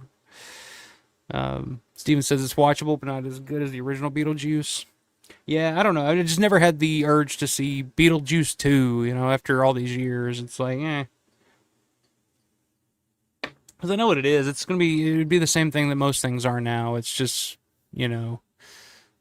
fan service, and it's like, oh, remember this scene from the movie back in the day that everybody loved? You remember that movie you loved? Remember that scene? Remember that character from that scene? Like, here he is again. It's like the same. I get the same vibe from when I see the trailer for like Happy Gilmore 2. If you guys have seen the fucking trailer for that, it's just like, oh Jesus Christ, that looks like the biggest piece of shit in the world.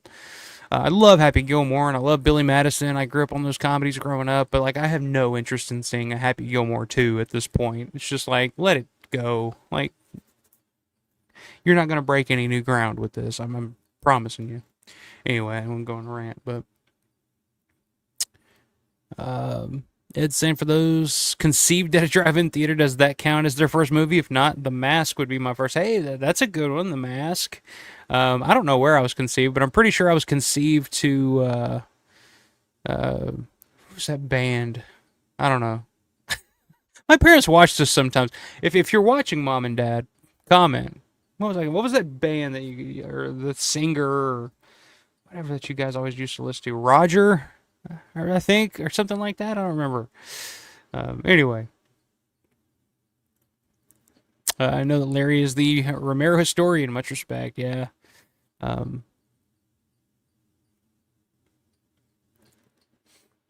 yeah, Larry's the Romero historian. John is the Romero archaeologist. I don't know what I'm just the Romero fucking big mouth, I guess, because I just come on here and I'm just like, hey, Romero, just for hours at a time, once a week. Hey, Synth Addict. Hey, almost missed it. I'm glad you didn't miss it, man. I was wondering where you were. I hope you're doing all right. I know you're probably working, got some shit going on, but always good to see you in here, my man. I hope you're doing well. Hope you have some fun planned for tomorrow for the 4th, for sure. Bonnie said the first movie I remember in theater is Charlotte's Web, 1973. Oh, very cool.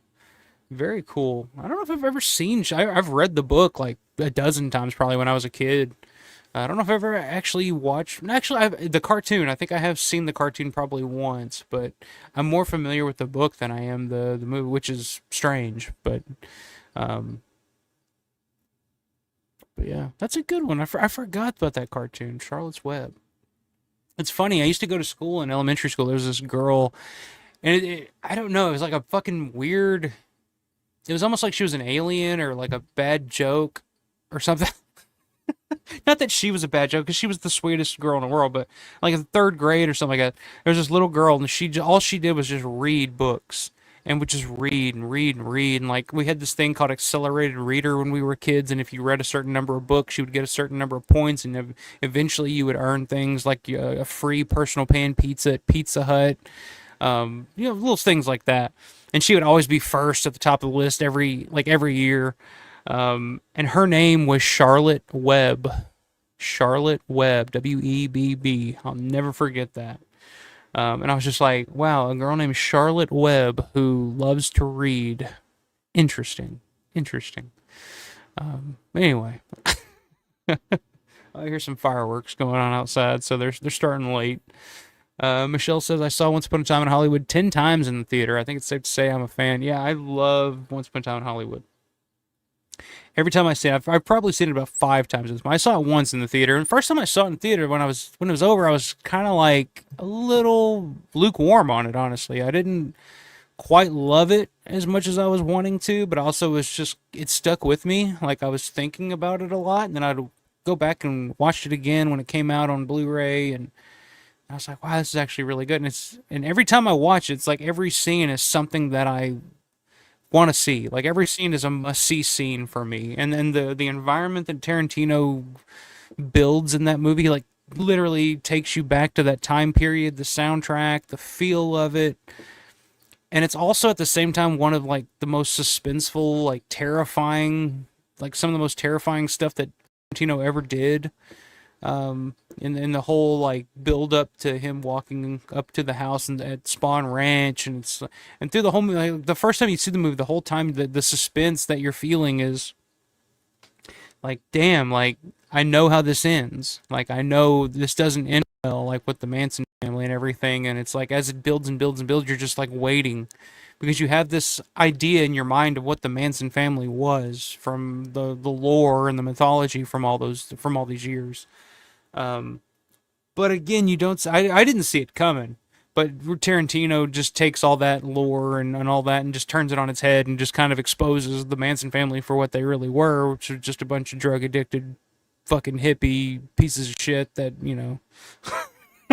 that would have gotten their asses kicked by a badass like like Cliff Booth, a fucking a Hollywood stuntman. If a fucking Clint Booth was there, he would have fucking saved the day. I love that. I love that about Tarantino's films. It's like Tarantino mixes. It's like he somehow blends reality with this fictional world that he has created in his head from years and years of watching these films, and just like his fantasy of like, oh, if only, with the Manson family, or even with like Inglourious Bastards with Hitler, and it's like, oh, if only we had like a fucking Fred Williamson or somebody like that to go in there and just kick Hitler's ass. Like, how awesome would that be? That's why I'm a huge Tarantino fan.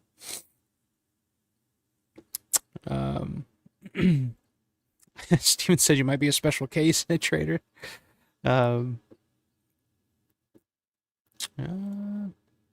Stezio says, my parents took me to anything they saw. My first 3D film was Andy Warhol's Frankenstein. Oh, that's interesting. My oldest kid's favorite film when she was 8, Evil Dead. Hey, my 4-year-old loves Evil Dead 2. She's a huge Evil Dead 2 fan. Anytime she comes here, if I let her pick a movie, she usually looks at Evil Dead 2, and she's like, how about this? And I have to say, let's watch something different. We've probably watched that together at this point 5 to 10 times, so she's a huge Evil Dead 2 fan, so,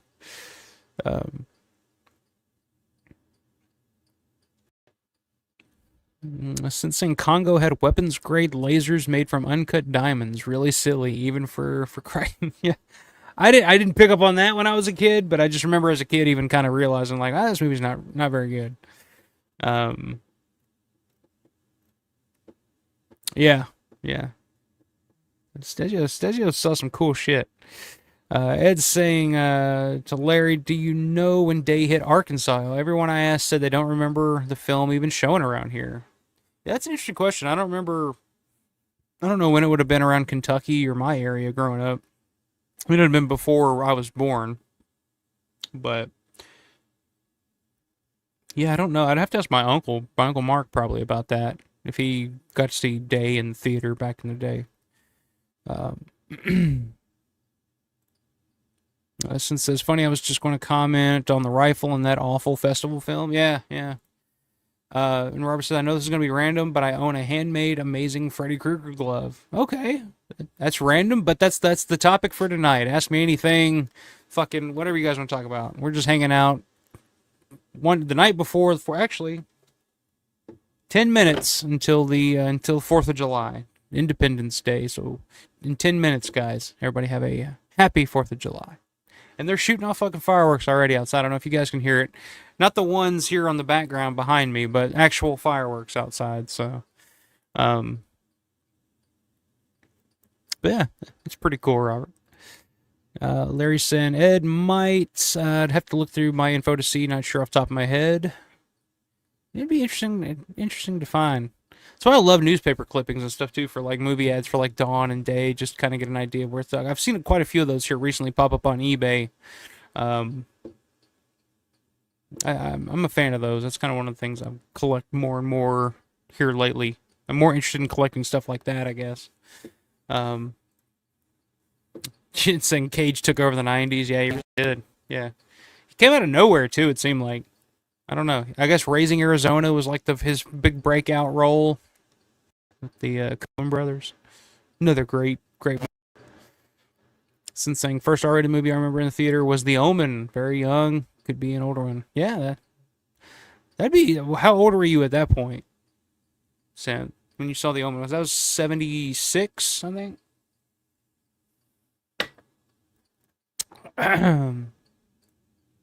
Jeff saying, on another topic, my friends and I saw Chasing Zombies the other night. It was really cool, especially the chance to hear Jeannie talk about her meeting George. Yeah, I think that's available on Amazon, I think, now.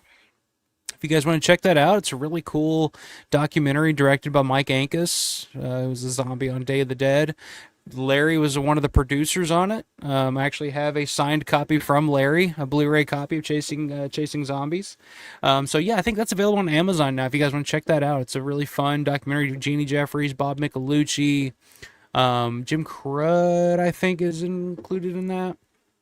So you really good. Michael Tommaso tells some really cool stories about how he got involved with Day of the Dead and his relationship with Kyra. Not relationship, but friendship with Kyra Shone. It's kind of how he got involved in all that. Really fun documentary. It's really good information. So yeah, check that out. I think that's on Amazon now. And I shared the post. Shared the post yesterday, day before yesterday, that Brandon Salisbury's documentary that we've been talking about, the George A. Romero's Resident Evil, is now available for free on YouTube. So go after this stream. Don't go right now. Wait until I'm done. But go and check out Brandon Salisbury's. If you haven't seen it yet, definitely check it out. It's a fantastic documentary.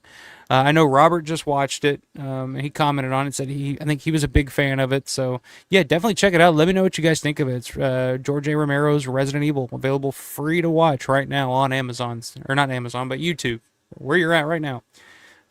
So check that out as well.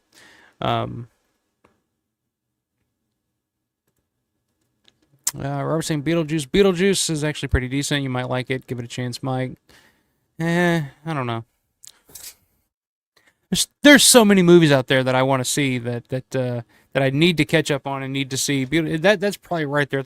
Unless my daughter wants to see it, like if it's on Amazon or something like that, and she wants to watch it because she's a big fan of the original, I'll then I might give it a chance. But I'm not gonna go out of my way to see it or anything. Since says I have to go do some stuff soon. I was already in a nerdy live pub podcast from the UK for several hours. Sounds good. Sounds like the synth I know, the hardest working man on YouTube. Chin says I don't know if I can watch a new Beetlejuice with Jenna Ortega. Yeah, I can't stand Jenna Ortega. I forgot she was even in that fucking movie. Yeah, I don't know if I can watch it now. Jeff says, "Don't sell yourself. Don't sell yourself." She sells seashells on the seashore. Don't sell yourself short, Michael. You know a lot about Romero and his films. I know a lot, but I'm telling you guys, a lot of what I learned, and I've said this from day one, is from following and listening and reading stuff from guys like Larry and those guys, like all the Michael Felsher, a lot of the documentaries and commentaries and stuff like that. So I'm just I like learning about this shit. Like John, like when John comes on, like I just want to listen. Like I just want to say, hey John, what you been up to lately? And then I'll just sit there for like 3 hours and just let him go. Like I'm just like, tell me more. So yeah, I'm just a sponge for this shit because I'm interested in it and I love it so much. And then I just come on here and I like to talk about it. But I appreciate that, Jeff. Thank you. I appreciate that.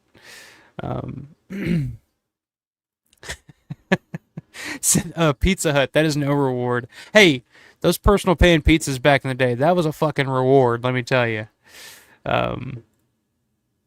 Stizio says, Michael, I enjoy the show and those involved because you're knowledgeable without being obnoxious. Love this group. Well, thank you. I appreciate that. I try not to be too obnoxious. I'm sure some people are like, what the fuck is this guy talking about? But no, like I said, man, it's just a fun group. I like, there's so many, like I said, from all over the world. I love just interaction and I talk about Living Dead Weekend all the time, and it's like when I first went to Living Dead Weekend the first couple of years, it was just like, oh man, like I just love being in this environment with these people that all kind of speak the same language, and it's like for a couple of days, it's like I can talk about the shit I care about, and then I can go back to the real world and talk about bullshit I don't care about again. And then eventually I was just like, fuck it, I'm going to do a YouTube channel and try to create a space where we can all get together and do this once a week, if nothing else. Like, let's all talk about this shit. Like, we all like it. So I'm glad that that's what this has kind of become, and I'm very proud of that. I'm just here to give everybody a voice and a space to come on and hang out and talk about the current events of what's going on, whether it's the Night 94K or Living Dead Weekend or conventions or anything that's going on. Like, fuck it. Let's talk about it. Let's hang out and have a good time, and have a few Iron Cities and listen to the fireworks outside or whatever the fuck's going on. But yeah, I appreciate that, man. I really do. Steven says, just my opinion, but it's got some good moments, but the snow elements were a bit of a turnoff for me. But BJ 2, I don't know what the hell you're talking about. Well, it wasn't the worst sequel. Beetlejuice 2, okay, okay. BJ 2, I was like, hey, definitely not Highlander 2 territory. Okay, all right. A lot of Beetlejuice talk tonight. I didn't expect that, but since saying Stezio, Warhol's Frankenstein was hilarious. To know love you must fuck the cold. Never seen it, so I don't get that reference. Uh, but Warhol, another great Pittsburgher. There you go. Chin said, I think we chatted in the Living Dead gift shop the day after the event. You were telling me about the bunker mine, and that was located outside of Pittsburgh. Yeah, the bunker for the mine from Day of the Dead. Yeah, Wampum, the Wampum mine. Harper says, I enjoy true crime, but watching Charles Manson talk, he's just a whiny little bitch. Yeah, I mean, he's just a crazy guy. He's just a crazy motherfucker that did too many drugs. And then, of course, there's always the conspiracy that he was a CIA operative that, was there to put an end to the hippie revolution and all that, and the government can put a stop to all that shit real quick. I don't know. I love the conspiracy theories about it, but yeah, when you look back, I mean, it's just silly. A lot of this stuff, especially the less shit he talked. His music, though, some of his music's kind of interesting. I don't know if you guys have ever listened to Charles Manson's music, but some of that's pretty interesting. So, if you ever get a chance, check it out. Not to promote Charles Manson or anything, but whatever. Um,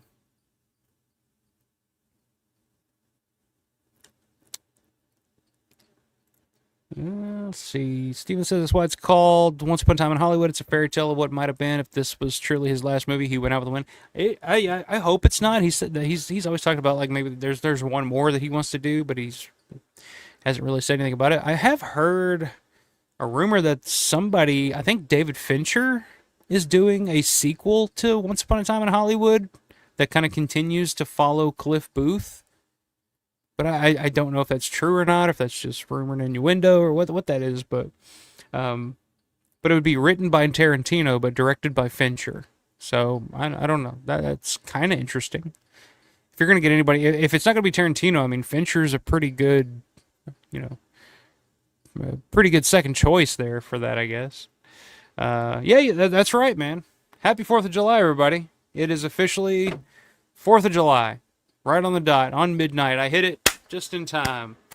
Happy 4th, everybody. I don't have any fireworks to shoot off in my room, but happy birthday, America.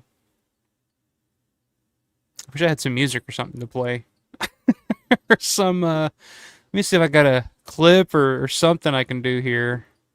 Any kind of music to celebrate the United States of America.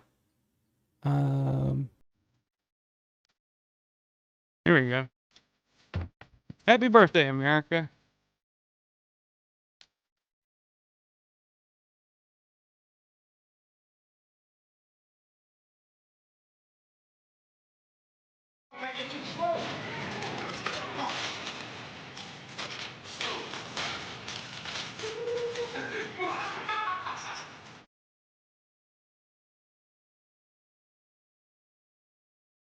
I don't know. I don't know what's going on right now, guys. I'm sorry.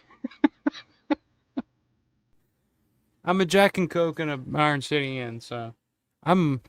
Hey, we're celebrating. It's a celebration. It's a celebration, bitches. That's the most patriotic music I have on here, actually. I think it's sort of patriotic. I can see some flags waving. I don't know. I don't have anything else.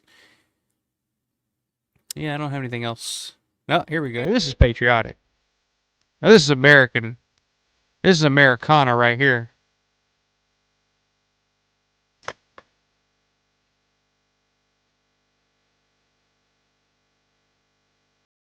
Don't get home till late at night.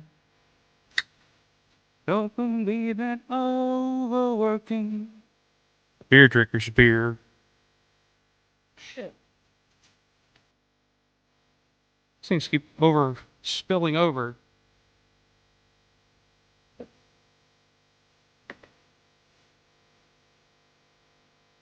Know just who I am.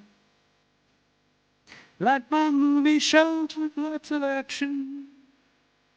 This is going off the rails, guys.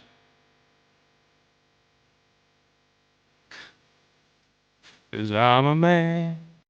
Alright, I'm gonna turn that off before I get a fucking copyright strike or something. But yes, happy 4th of July, everybody. Happy birthday, America. Should be a good one. Alright, I don't know what the hell's going on tonight. Yeah,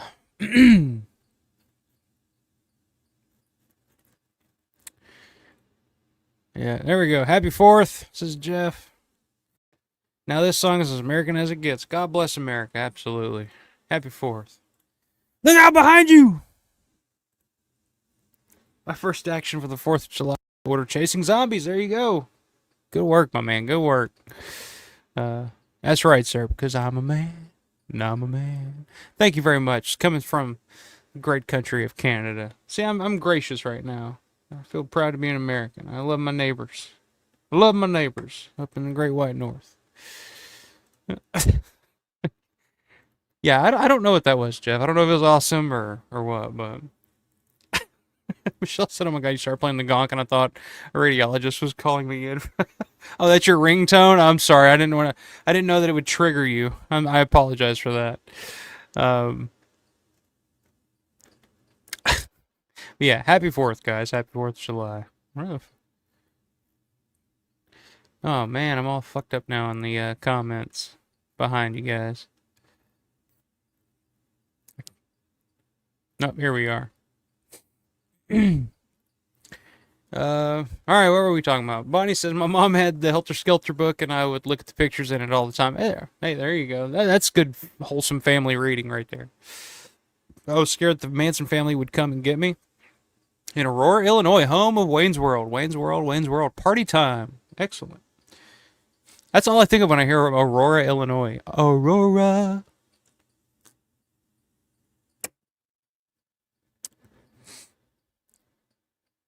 Helter Skelter. Jeff saying the fireworks are going off here too. Yep, sky flowers are putting some flowers in the graveyard. What can you do?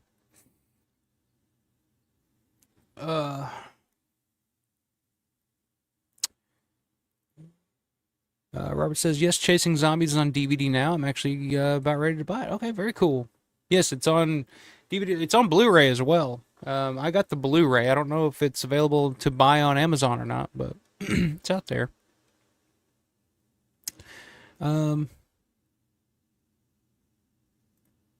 Stezio says, last tidbit before I say goodnight. Twisted Sister video, Be Cruel to Your School. Savini supervised. I was a lead zombie. Howard Berger did my makeup. Good night. Oh, wow. Okay. I'm going to have to look that up now, Stezio. That's really fucking cool. I've always heard of that video. I'm not super familiar with that video. I knew Savini worked on it, but okay. All right. Wow. Okay. That's cool as shit. I didn't know that, man. That's awesome. I'm going to have to look that up now. Steven says, heads up, the Romero documentary on Resident Evil is now on YouTube. There you go. Yeah, Robert's a fan. The documentary's a masterpiece. Yeah, I loved it. I told Brandon this multiple times. I was like, dude, it far surpassed my expectations, I will say. It gets pretty rough at the end. Not rough like, oh, it's hard to watch, but I mean it's hard to watch in an emotional way, I guess. But yeah, I'd check it out. It's available for free on YouTube right now. George A. Romero's Resident Evil. Check it out. Yeah, Steven says my timing is always perfect as always. Yeah, absolutely, man. I got to that comment right at midnight. So very cool.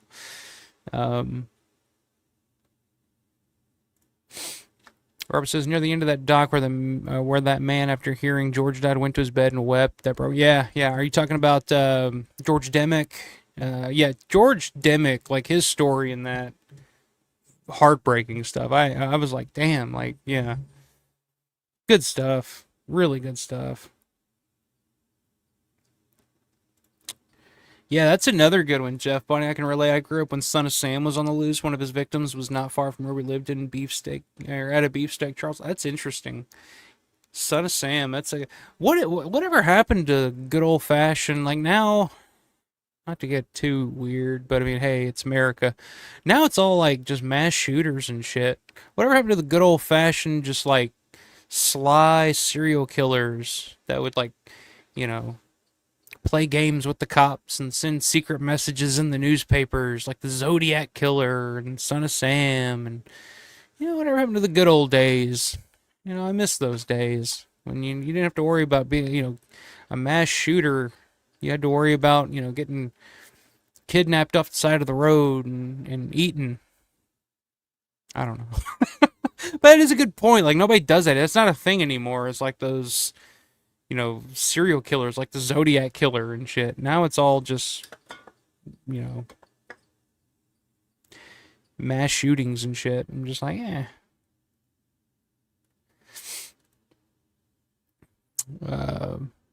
Larry says, fun fact about chasing zombies. Spoiler alert, I become a Romero zombie. Yeah, that's true.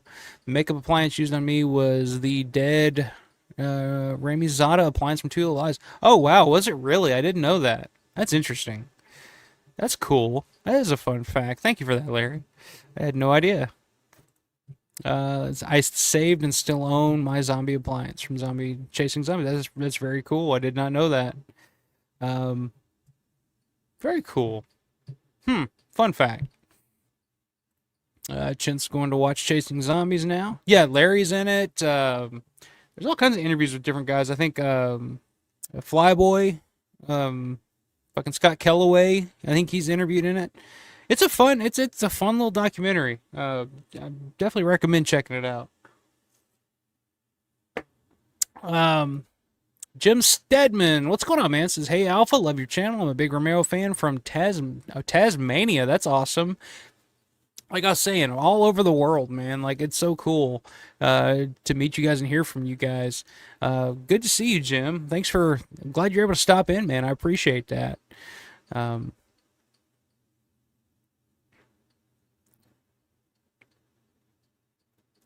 Let's see. Jeff says another gentleman in the film, Dave King, was cool to hear his story about Don. Was that Dave King in there? Chasing Zombies? Is that what you're talking about? I'll have to go back and rewatch that. I don't remember. Yeah, I do. Yeah, you're right. Dave is in that. I do remember that now. Dave King is in Chasing Zombies. I had to think back for a second. All I think when I think of Dave King, I just think of the fucking massage chair now. So.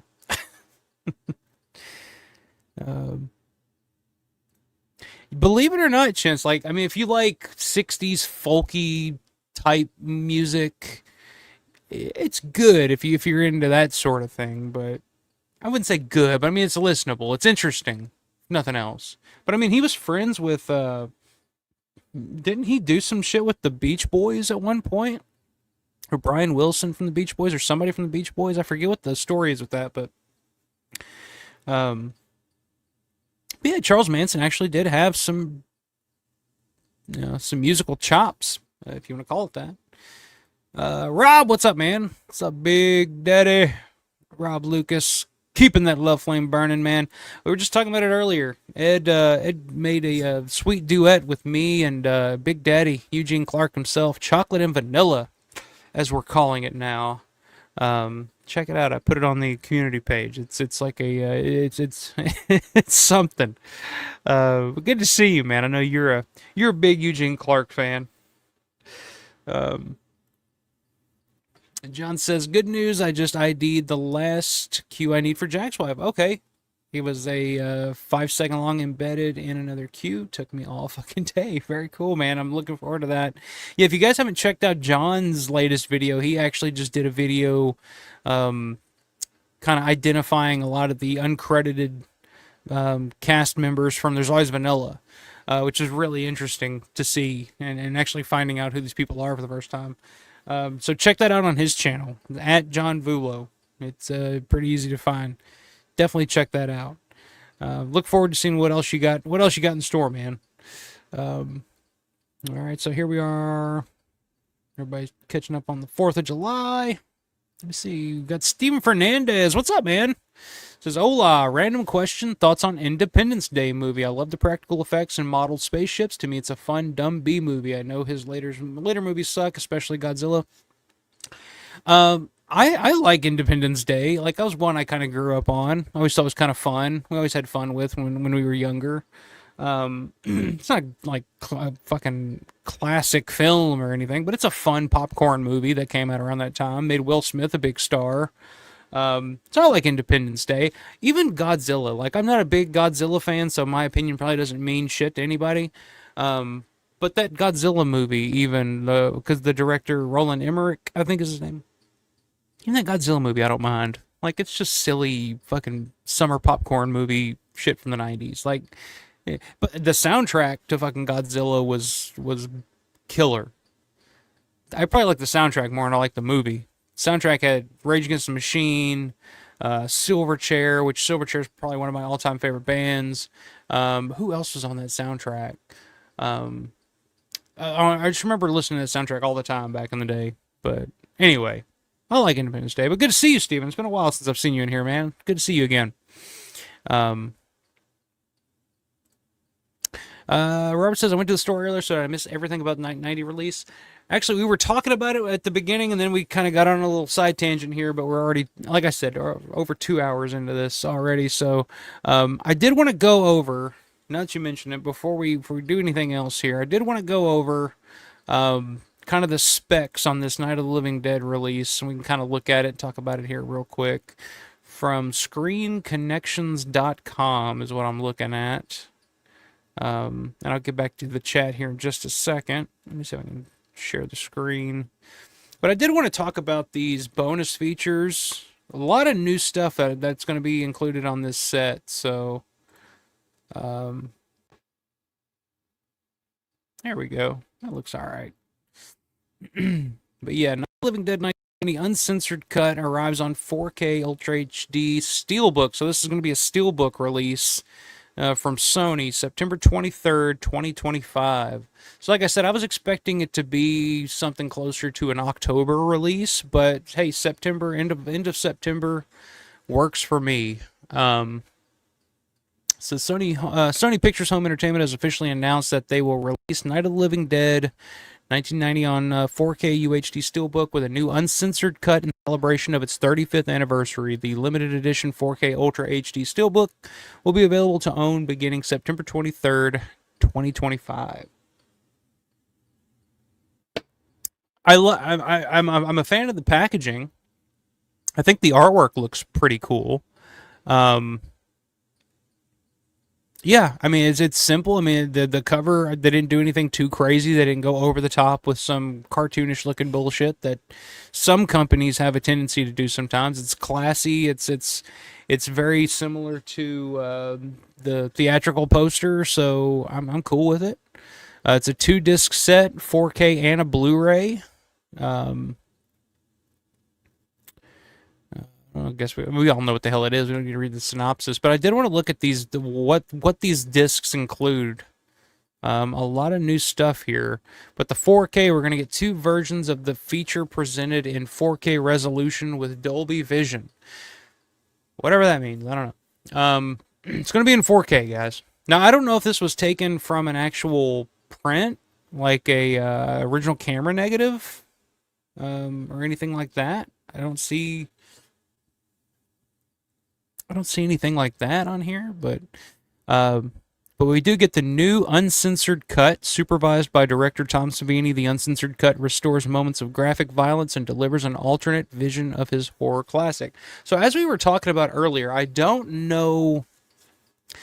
So when we first heard the news that this was going to be a thing, I remember a lot of the discussion was like, oh, there's going to be a lot of like cut scenes and like a lot. It's going to be a completely different type of film. I'm keeping my expectations low. I don't think it's going to be that different in terms of like the narrative than what we got in the original theatrical version of this film. Like I said, I do expect, if you guys have ever seen the the work print version. It's available out there. It's online, different places here and there. Um, if you've seen the work print version, I'm expecting something similar to that. It's got more of the bullet exit wounds and um, stuff like that. It's going to have more blood, more stuff like that, and but I think that's going to be about it. I know the beginning of the film is going to be um, in black and white, and then it's going to transition into color, as Savini always intended from day one. So that's going to be interesting to see. Like I said, I'm mostly interested, even if they just do the work print version, even if it's just that, but a cleaned up 4K restored version of that, I'm fine with that. I'm just really curious to see what they do with the soundtrack and how they incorporate sound, because the work print version, it's all licensed music that was just there to kind of fill in the sound, I guess. Um, so that's interesting. We also get the 1990 theatrical version as well on 4K, so you get both versions. English Dolby Atmos, English 5.1, English 2 channel, blah, blah, blah. Special feature on that one, the new commentary with director Tom Savini on the uncensored cut, moderated by Michael Felsher. So that should be really fun, really interesting to listen to. It'll just be good to hear Tom talk about this movie again, and especially if it's a version that he prefers and he actually likes. So I'm cool with that. Then on the Blu-ray disc, this is where a lot of the new features are. Interesting stuff here. So we get the 1990 theatrical version of the feature presented in HD resolution, sourced from the 4K master. So on the Blu-ray itself, we're only getting the 1990 theatrical version and not the new uncensored version. So the uncensored version is only going to be included on the 4K disc. Let's see. So the special features, the archival commentary with director Tom Savini. So that's going to be the commentary that was included on the original DVD from back in the day, which is a great commentary, but, you know. And then we get a new interview with actor Bill Moseley, a new interview with actor William Butler, new interview with actors McKee Anderson and Heather Mazur, new interview with producers John Russo and Russ Striner. That'll be interesting. Really interested in this one. A new interview with editor Tom Dubinsky. If you guys know me, I'm always 100% in when it comes to anything Tom Dubinsky. That dude is a wealth of knowledge and information, and just sit me down and he can just talk and just whatever he remembers, I'm down to listen to.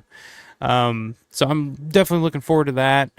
New interview with zombie performers Greg Funk and Dirk Ashton. Savini's Night with director Tom Savini featurette. So I guess that's going to be a little, probably not a documentary, but more so probably like a 5 to 10 minute featurette, I guess is what they call it. Being Barbara with actress Patricia Tallman featurette.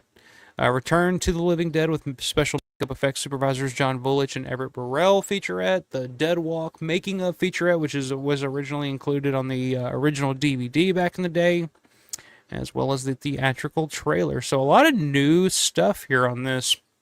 And like I said, Night of the Living Dead 1990 is one of those films that for years I feel like there needed to be more out there, more features, more commentary.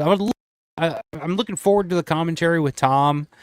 That's going to be interesting to hear, and a new commentary with Tom, especially moderated by Felsher. Because as I've said with Felsher before in the past, when it comes to Romero, like I love anything that Felsher did with Romero, because Romero and Felsher were close. And so Romero had this level of comfort where he would kind of open up a little more to Michael Felsher. I feel like Savini's got the same kind of relationship, because anytime you see Michael Felsher at a Living Dead weekend, he's usually sitting at Tom Savini's table hanging out with Tom. So I'm excited to hear that. Definitely excited to hear that commentary. But I would love to have gotten a commentary track with, all the actors, Bill Moseley, William Butler, McKee Anderson, or even a commentary track with Russo and Russ.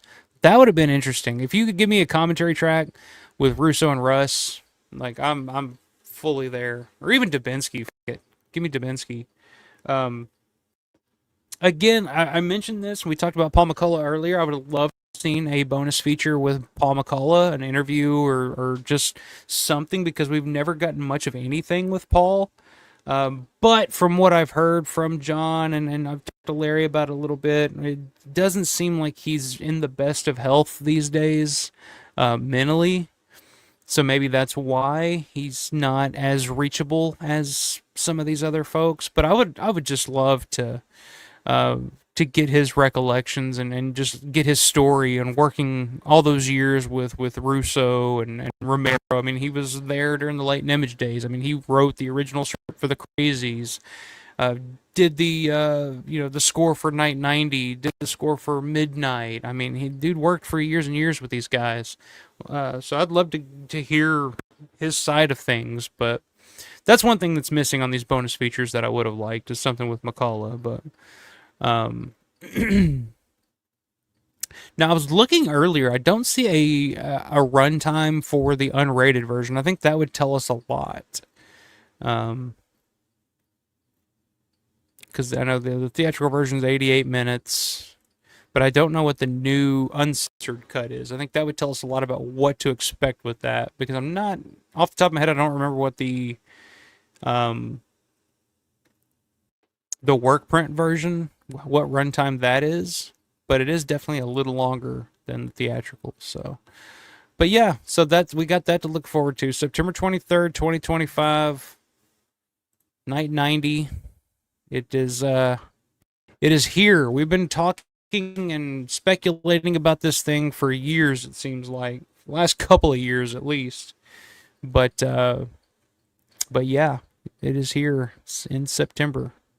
What do you guys think? Is this a day one? I know for me, I mean, this is one of those things. It's like Night has needed a full like release. Like, cause there's different ones. They're all over there. I should have grabbed them, but there's different ones from overseas. There's like Twilight Time and um, I think even Sony did some kind of, but it's very bare bones. They look kind of shitty, and this is the version that Savini's always talked about. Like, oh, I wish it could have been my version. So I'm definitely curious. It's something different. Steelbook, I don't know. I don't really give a shit one way or the other about the Steelbook aspect of it. To be honest with you guys, like Steelbooks are cool, but I don't buy physical media for the packaging. I know a lot of people do now. I know a lot of people will slit their mother's throats for a slip case. I don't get that. Like, I don't give a shit.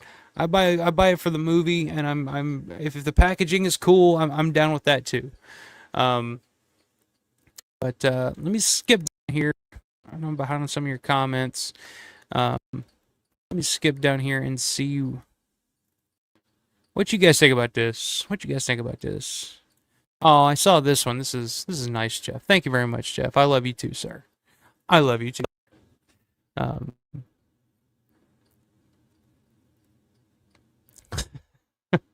so I'm just trying to catch up on some of these comments. Paul saying, for Christ's sake, today's the 4th of July. Absolutely, it's the 4th of July, man. But yeah, what do you guys think about this?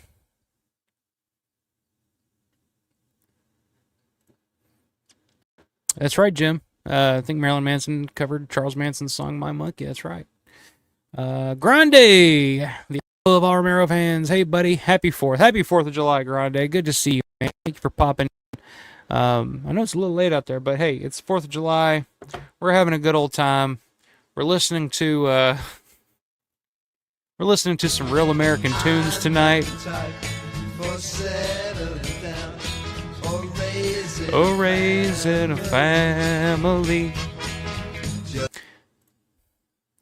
All right. Anyway, happy 4th, Grande. Always good to see you, my man. But anyway, back to the topic at hand here. Let me see. Trying to catch where you guys are at.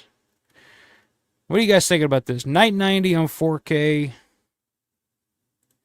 Here we go. Chin saying, I got to get that 4K DVD. Looks a lot better than the current cover for Night of Living Dead 1990. Yeah, well, we haven't gotten much. There's the DVD, and then there's a limited Blu-ray, I think. But we haven't gotten much. There's been some stuff overseas, but this is the first thing in the States with like a full packaging, full bonus features that we're getting in ever. So this is definitely day one purchase for me.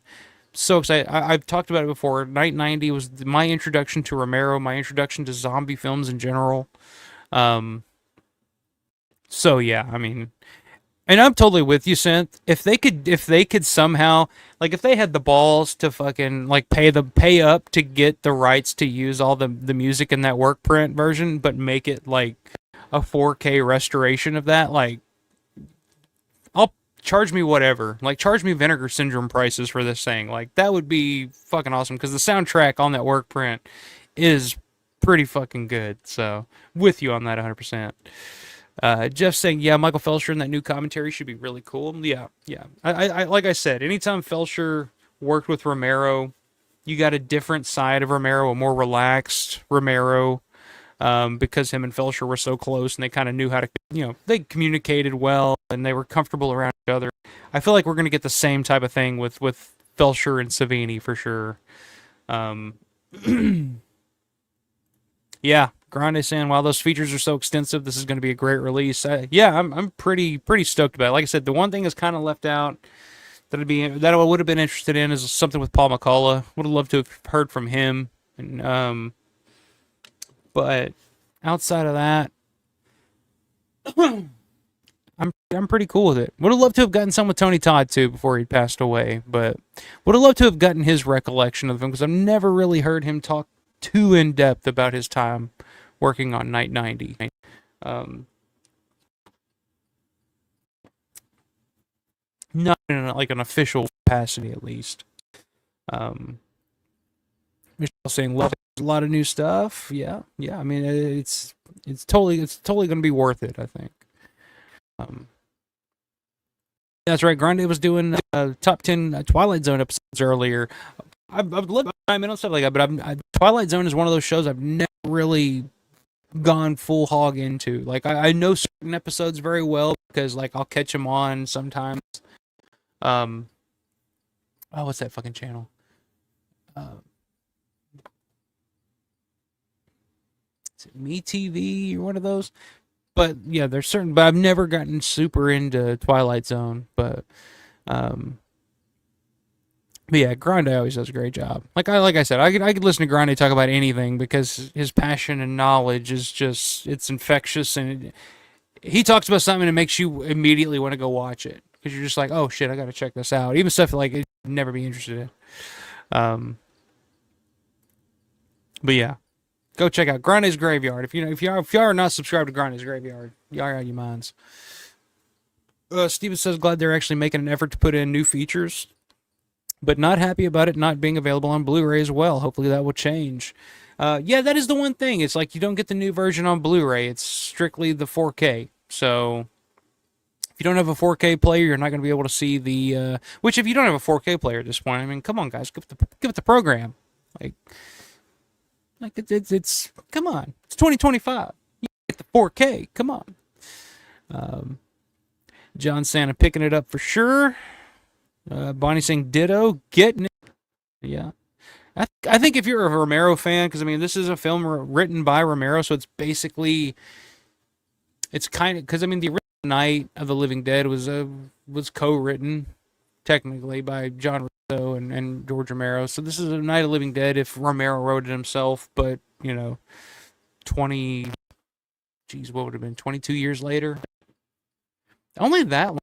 It feels to me like when I think of Night 90, it feels like a movie that's decades ahead of the original. But 22 years, like to put that into perspective, that'd be like remaking something from 2003 now, which just doesn't compute with my brain for some reason. Since I have Savini's picture book of the 1990 script he intended, it's cool. Yeah, I've never looked at it. I've never seen that. I don't own it, but I have heard him talk before. It is one thing that I would love to see someday. Granny saying 100% pre-order. Michelle saying I sent that too. It's pretty cool. Steven says I don't either, but if I can find a steel book for $5, I'll take it. Hey, it has those every now and then if you're right there at the exact same time. Michelle says, okay, I officially have to be at work 6 hours. I should go to bed. Happy 4th of July and everyone have a great weekend. Good night. Well, thank you for hanging out, Michelle. Always good to have you in here. Always good to hear from you. And we get a little sleep and hope you have a good day at work tomorrow. And I don't know why you're working on the 4th of July, but hey, Canada for you. You're in America. We're off tomorrow. By God. I'm not gonna play the music again, but you know. But have a good night, Michelle. Um, it says great set. Would have loved the Joe Briggs TNT Monster Vision segments, but no biggie. I have my tape of that. I'm sure that's owned by someone. And that would just be a licensing thing that they're just not, not going to get into. Although, yeah, Sony and it would be Sony and Time Warner. I think Time Warner owns TNT now, so yeah, I wasn't surprised about that. But that is something cool that would have been on there if they would have made it happen. But yeah, Jeff saying take my money.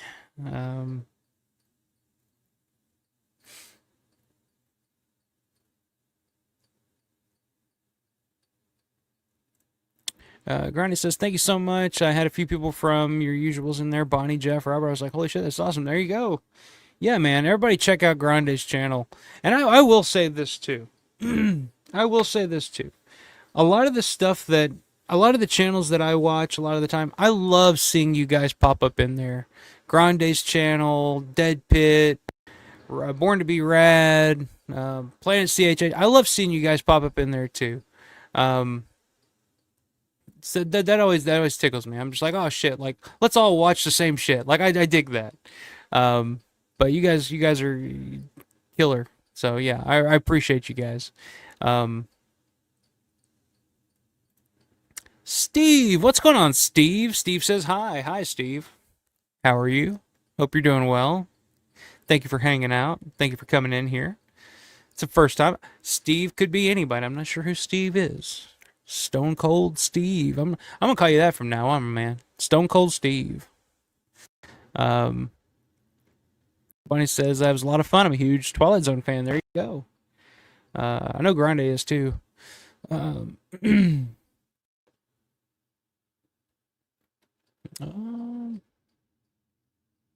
Yeah, that's right. The version that you've never seen, the Robert Says the 990 book, is my picture. It's the only one of its kind. You should get it. Yeah, yeah. I need to see it. I've heard Tom talk about it quite a bit over the years, and just never picked it up. But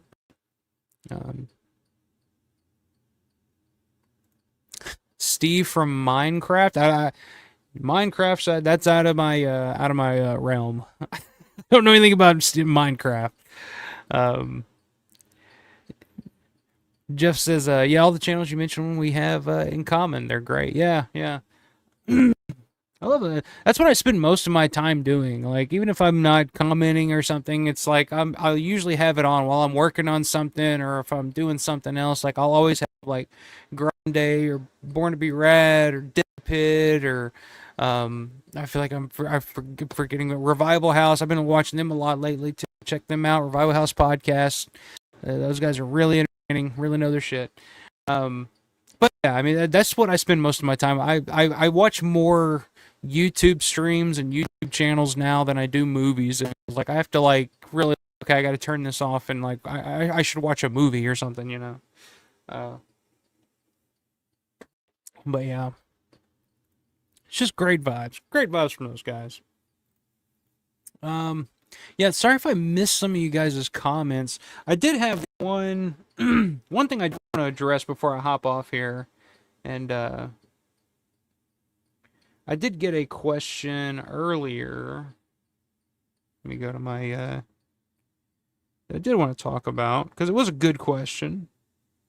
From PMC Midnight Movies, actually. Posted on a comment, a question. Actually, I'll go ahead and take this. All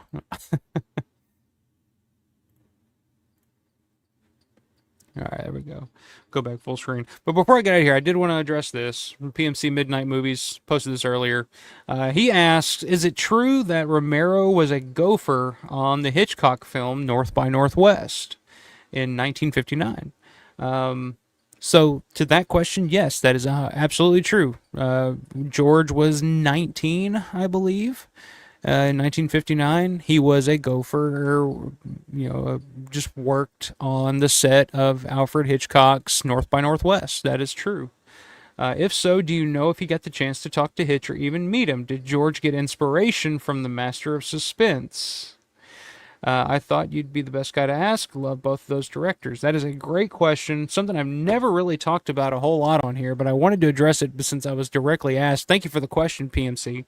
But yes, George did work on North by Northwest, 1959, and George credits that experience as one of his biggest inspirations in the way that he directs films and the way that he is on set, because he saw what a controlling asshole that Alfred Hitchcock was on set, and it turned George off to that Hollywood system, that style of directing.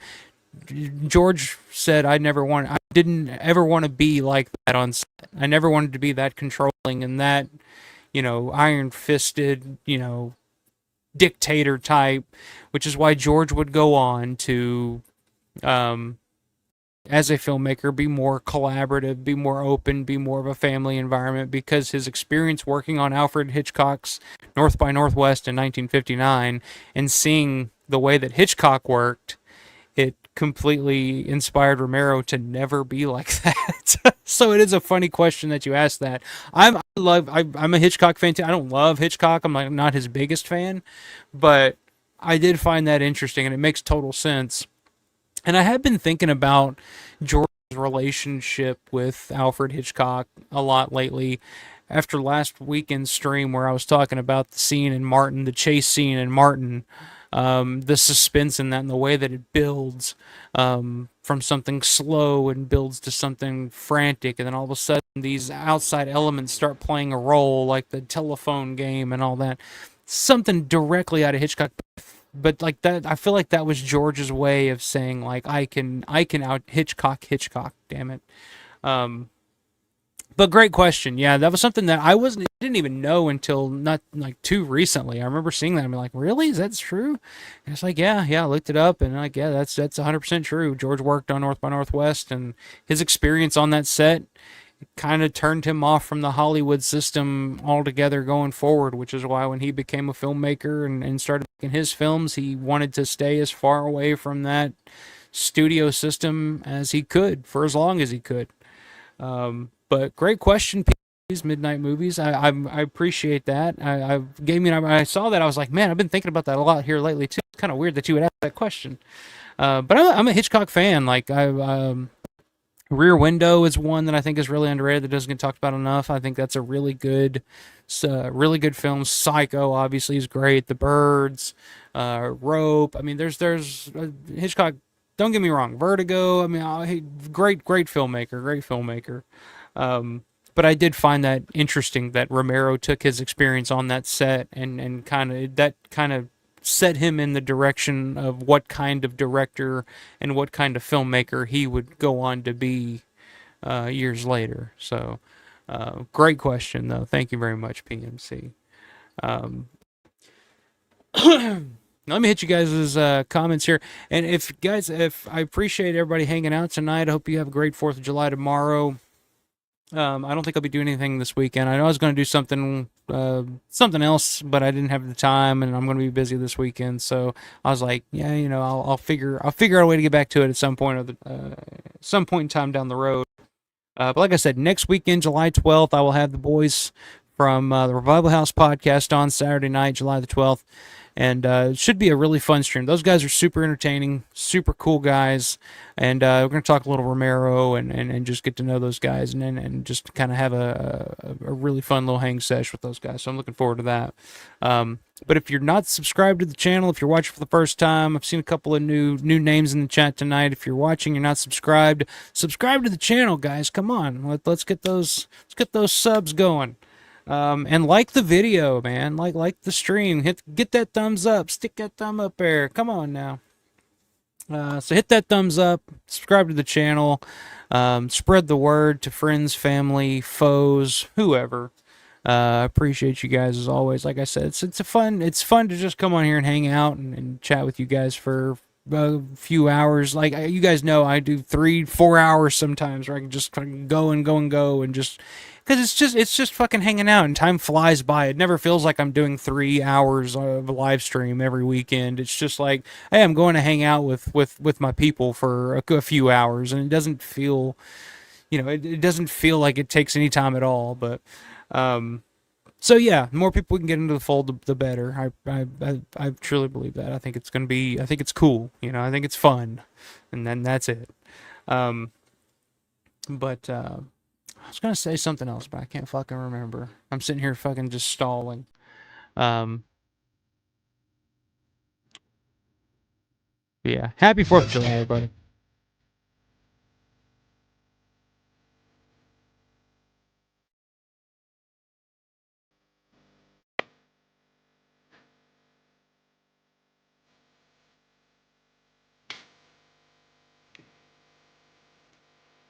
I don't even know if I'm in sync with that, but all right. That's the most American song I have on standby here, but what can you say? What can you say?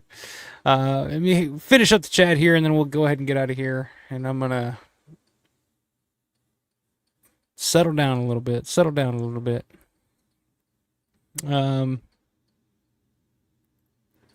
I think I was here. Since as one of my first jobs for Apple was a field rep for stores, and we had a whole Independence Day movie promo since a Mac was used to infect the alien ship in the movie. I had the shirt. That's hilarious. That's awesome. I'd love to see that shirt. You got to find that shirt. That's funny as shit, man. they went, they were like, "Hey, they used a Mac in this movie. We got to make T-shirts for this shit." That's awesome. That sounds like Hollywood though, and Apple actually. Um, Jeff saying, "Yeah, Night 90 is a first day purchase for me. Absolutely." I don't know if there's a pre-order up actually right now. I haven't seen anything. I've seen people asking about it, but I haven't seen anything where it's saying like pre-order now, because that would definitely be one that I would go ahead and pre-order. But I don't know. I haven't seen any yet. Um, uh, Actually, I think I'm behind here. Yep, yep. Where was I, folks? Where was I?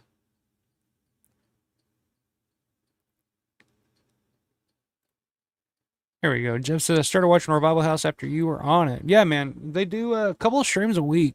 And it's really, they do like a watch along. They usually do like a tier list or a countdown or something like that.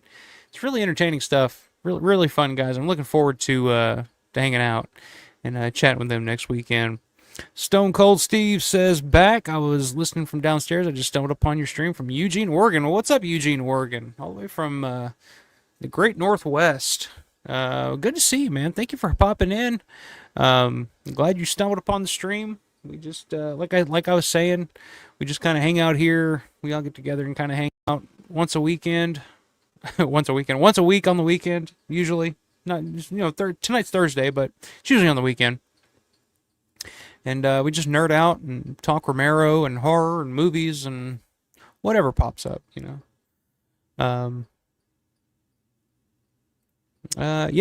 Jeff says, "Wow, never knew that. Awesome. Yeah. I never knew that either until here recently. But then I saw it, and I was reading it in that book, George A. Romero's Independent Cinema. I was like in one of the first pages. I was like, when I saw that, I was like, I have never heard that. I don't know if that's true or not. That sounds like bullshit. And then I looked it up, and I was like, well, I'll be goddamn. Yeah, he was there. He worked on the set North by Northwest. Since says Hitch was a master, but not a great guy. Yeah, there's stories out there. Steven says you learn something new every day. Wow, there you go. Grande, there you go. There's a hot take. Romero's greater than Hitchcock. Hot take, but I'm here for it, and I fully agree. Fully agree. John says, I believe that story is in The Zombies That Ate Pittsburgh. It very well could be. Like I said, I got it in. I first read that in the George A. Romero's Independent Cinema book that Tom Fallows just put out not too long ago. So, but it could have been in The Zombies That Ate Pittsburgh too somewhere. I just don't recall it off the top of my head, because I have read that book as well. I remember reading that book on the plane flying to Pittsburgh for the first time in 2021. I brought that book so I could read it on the plane. But I was probably a little distracted because I had an 8-month-old child there with me on the plane as well, trying to entertain her. So, since says the opening scene pan and Rear Window is hard to beat. Yeah, I mean Rear Window is beautiful. It feels like you're on a little stage, and it feels almost like a play almost, but it's so good and so well laid out. Like I was a huge fan. Thanks, man. Appreciate it, Chance. Great, good stream, bro. I appreciate it.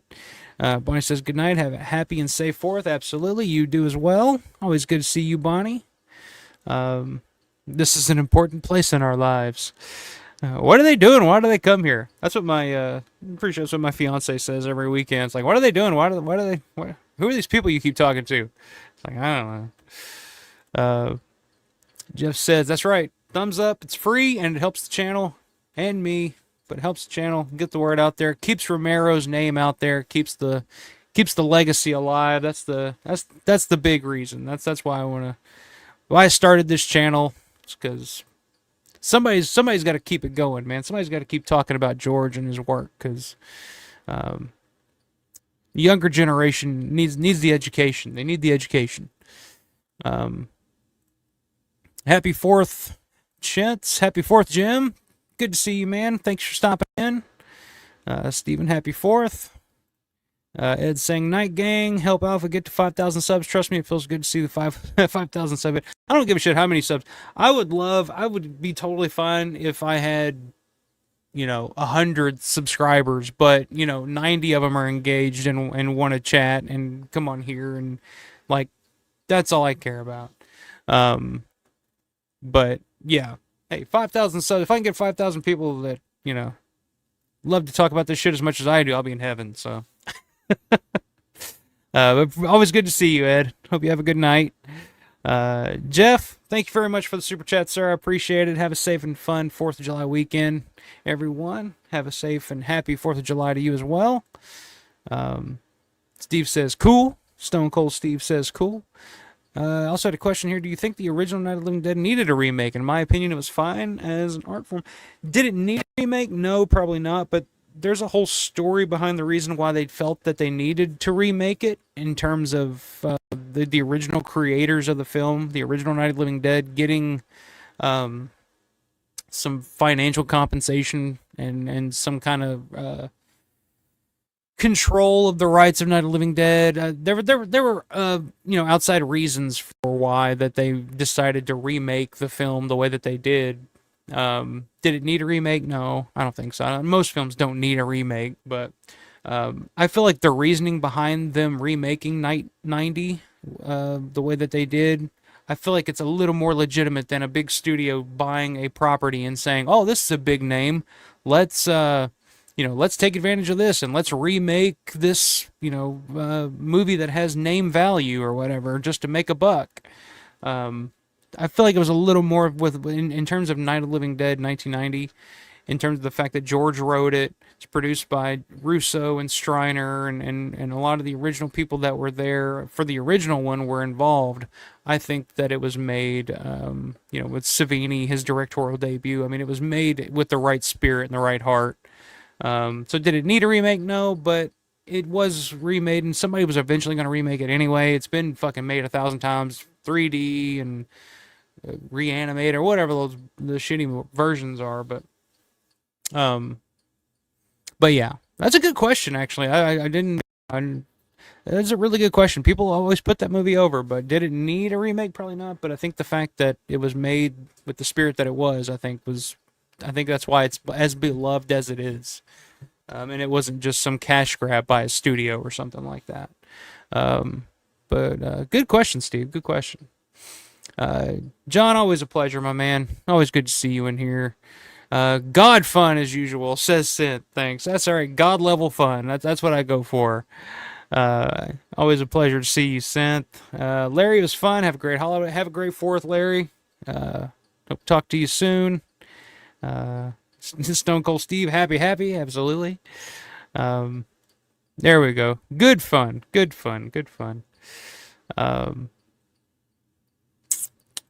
Thank you, Steve. I appreciate you hopping in tonight.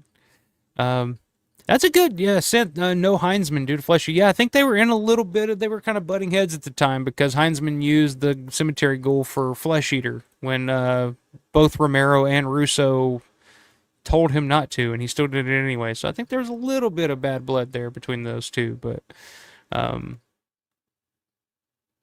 yeah. So yeah, that's a good question. No Heinzman.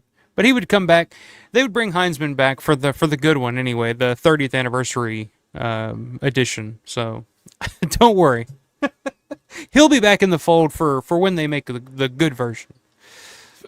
But yeah, thanks a lot, guys. Hope you guys have a great 4th of July. Celebrate tomorrow with your friends, family, barbecue, grill, shoot fireworks, whatever you guys got to do to celebrate. Enjoy yourselves. Have a great weekend. I'll see you guys next weekend with Revival House Podcast, July the 12th. Look forward to hanging out with those guys. Like I said, give it a thumbs up. Subscribe to the channel if you're new. Hit the notifications bell. That's the thing, so you never miss a stream, never miss a video. And shop.alfaromero.store. Check that out as well if you want some killer Romero designs, t-shirts, hats, coffee mugs, any and everything you can put some shit on. It'll be on there. But appreciate you guys as always. Have a happy 4th of July. I will talk to you guys soon. But until then, stay prepared. Stay cool. Stay safe. Those fucking fireworks. But always, stay scared.